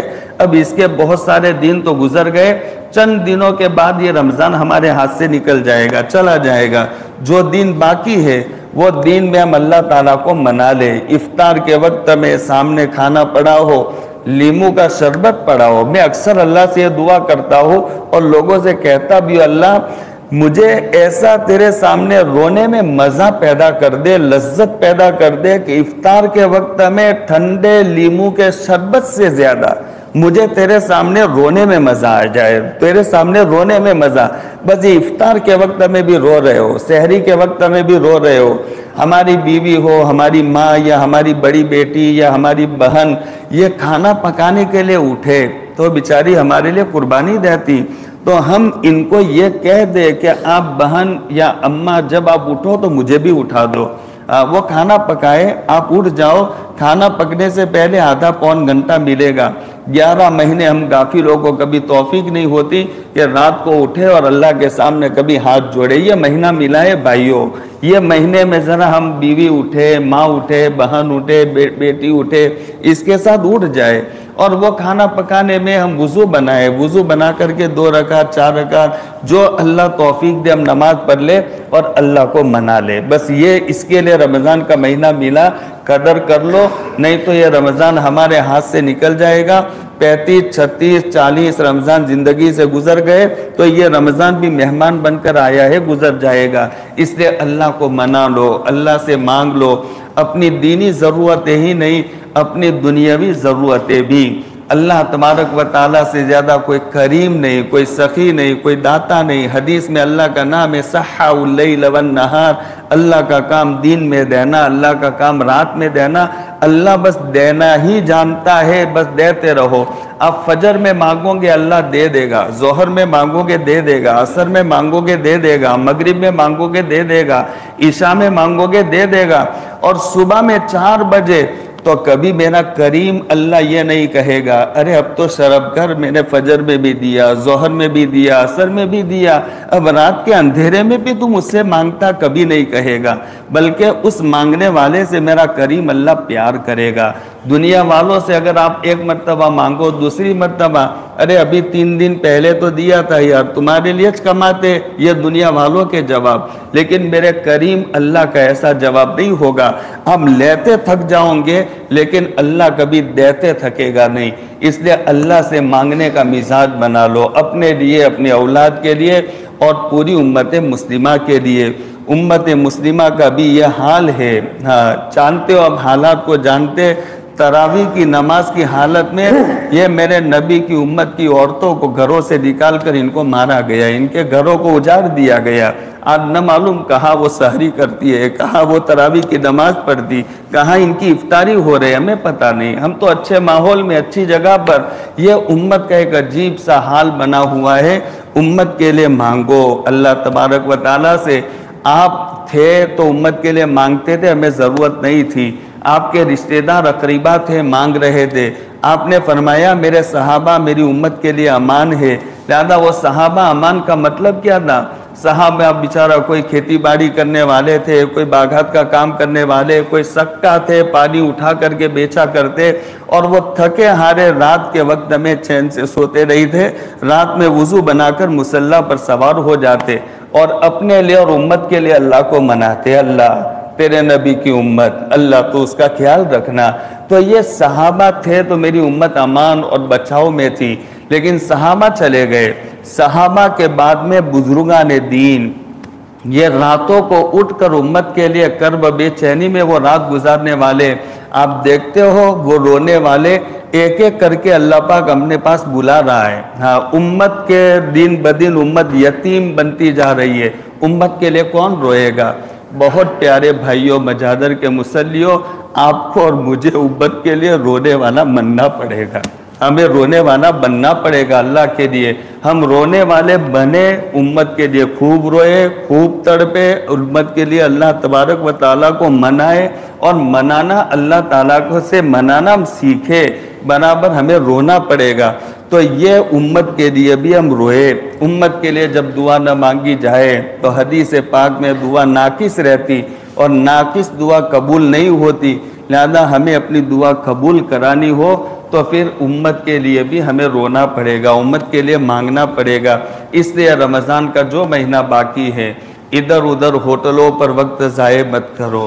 رمضان کا مہینہ ہاتھ سے نکل جائے گا، جوانوں سے میں کہتا ہوں نکل جائے گا۔ کوئی سرا پر بیٹھتا، کوئی کہاں پر بیٹھتا، یہ بیٹھنے کے لیے رمضان کا مہینہ نہیں۔ ارے رمضان کے مہینے میں اگر کسی کا فون آ جائے تو آپ یہ جواب دو، ارے یار بہت مشکل ہے وقت نکالنا۔ آپ کے ایسے سیٹنگ ہونی چاہیے، صبح میں یہ کام، شام کو یہ کام۔ ارے بہت سے جوان سحری کر کے سوتے اور وہ فجر ظہر تک سوتے رہتے۔ ارے سونے کے لیے رمضان کا مہینہ، ارے رمضان کے مہینے میں تو آپ گہرے رمضان میں 7 گھنٹے سوتے تھے، 5 گھنٹہ ہو جانا چاہیے۔ ہاں ایسا آپ کے کچھ ایسی ترتیب، آپ کے معمولات کچھ بننے چاہیے۔ قرآن کی تلاوت 1 مہینہ تو ملا ہے، لہذا یہ رمضان میں کام کرنا، اسی کا نام ہے رمضان کا مہینہ مغفرت کے لیے ملا ہے۔ تو خالی روزہ رکھ کر کے اور گناہوں سے بچنے کا اہتمام کرو بھائیوں۔ گناہوں کی نحوست بہت خطرناک ہے، اس سے وبائیں مصیبتیں آتی ہے، اور اللہ تعالیٰ سے مانگو بھی۔ اللہ سے کہو اللہ پچھلی زندگی میں جو گناہ ہو گئے تو جانتا ہے، تنہائیاں میری تیرے سامنے اوپن ہے، میرے بازاری زندگی، گھریلو زندگی اللہ تو جانتا ہے، اللہ تو معاف کر دے، بس معافی ہی چاہیے، اللہ معاف کر دے، یہ اللہ کو منائے۔ اور آنے والی زندگی جب تک اللہ میری باقی رہے، مجھے تقوی، طہارت، للہیت، اخلاص، تیرے ڈر کے ساتھ میں، نمازوں کے اہتمام کے ساتھ میں، مجھے اللہ تو اپنے دین پر جمائے رکھنا، یہ اللہ سے مانگے۔ ابھی جیسے رمضان کے مہینے میں مسجد آباد ہے، ہم یہ بھی اللہ سے مانگے، باپ اپنے بیٹے کو گھر سے بھگا دے تو وہ بیٹے سے باپ ناراض ہوتا ہے، جبھی تو بھگا دیتا ہے۔ بڑا بھائی چھوٹے بھائی کو بھگا دیتا۔ ارے اللہ کے گھر میں صبح میں آتے تھے، ظہر میں، عصر میں، مغرب میں، عشاء میں، بہت سے اللہ کے بندے تہجد میں آ جاتے، تراویح کی 20 رکعت شوق سے وہ پڑھتے۔ تو پھر ہم سوچے کہ اللہ تو مجھ سے کیوں ناراض ہو جاتا کہ جیسے رمضان جاتا تو اپنے گھر سے مجھے نکال دیتا، تیرے گھر کا مجھے رخ نہیں ہوتا۔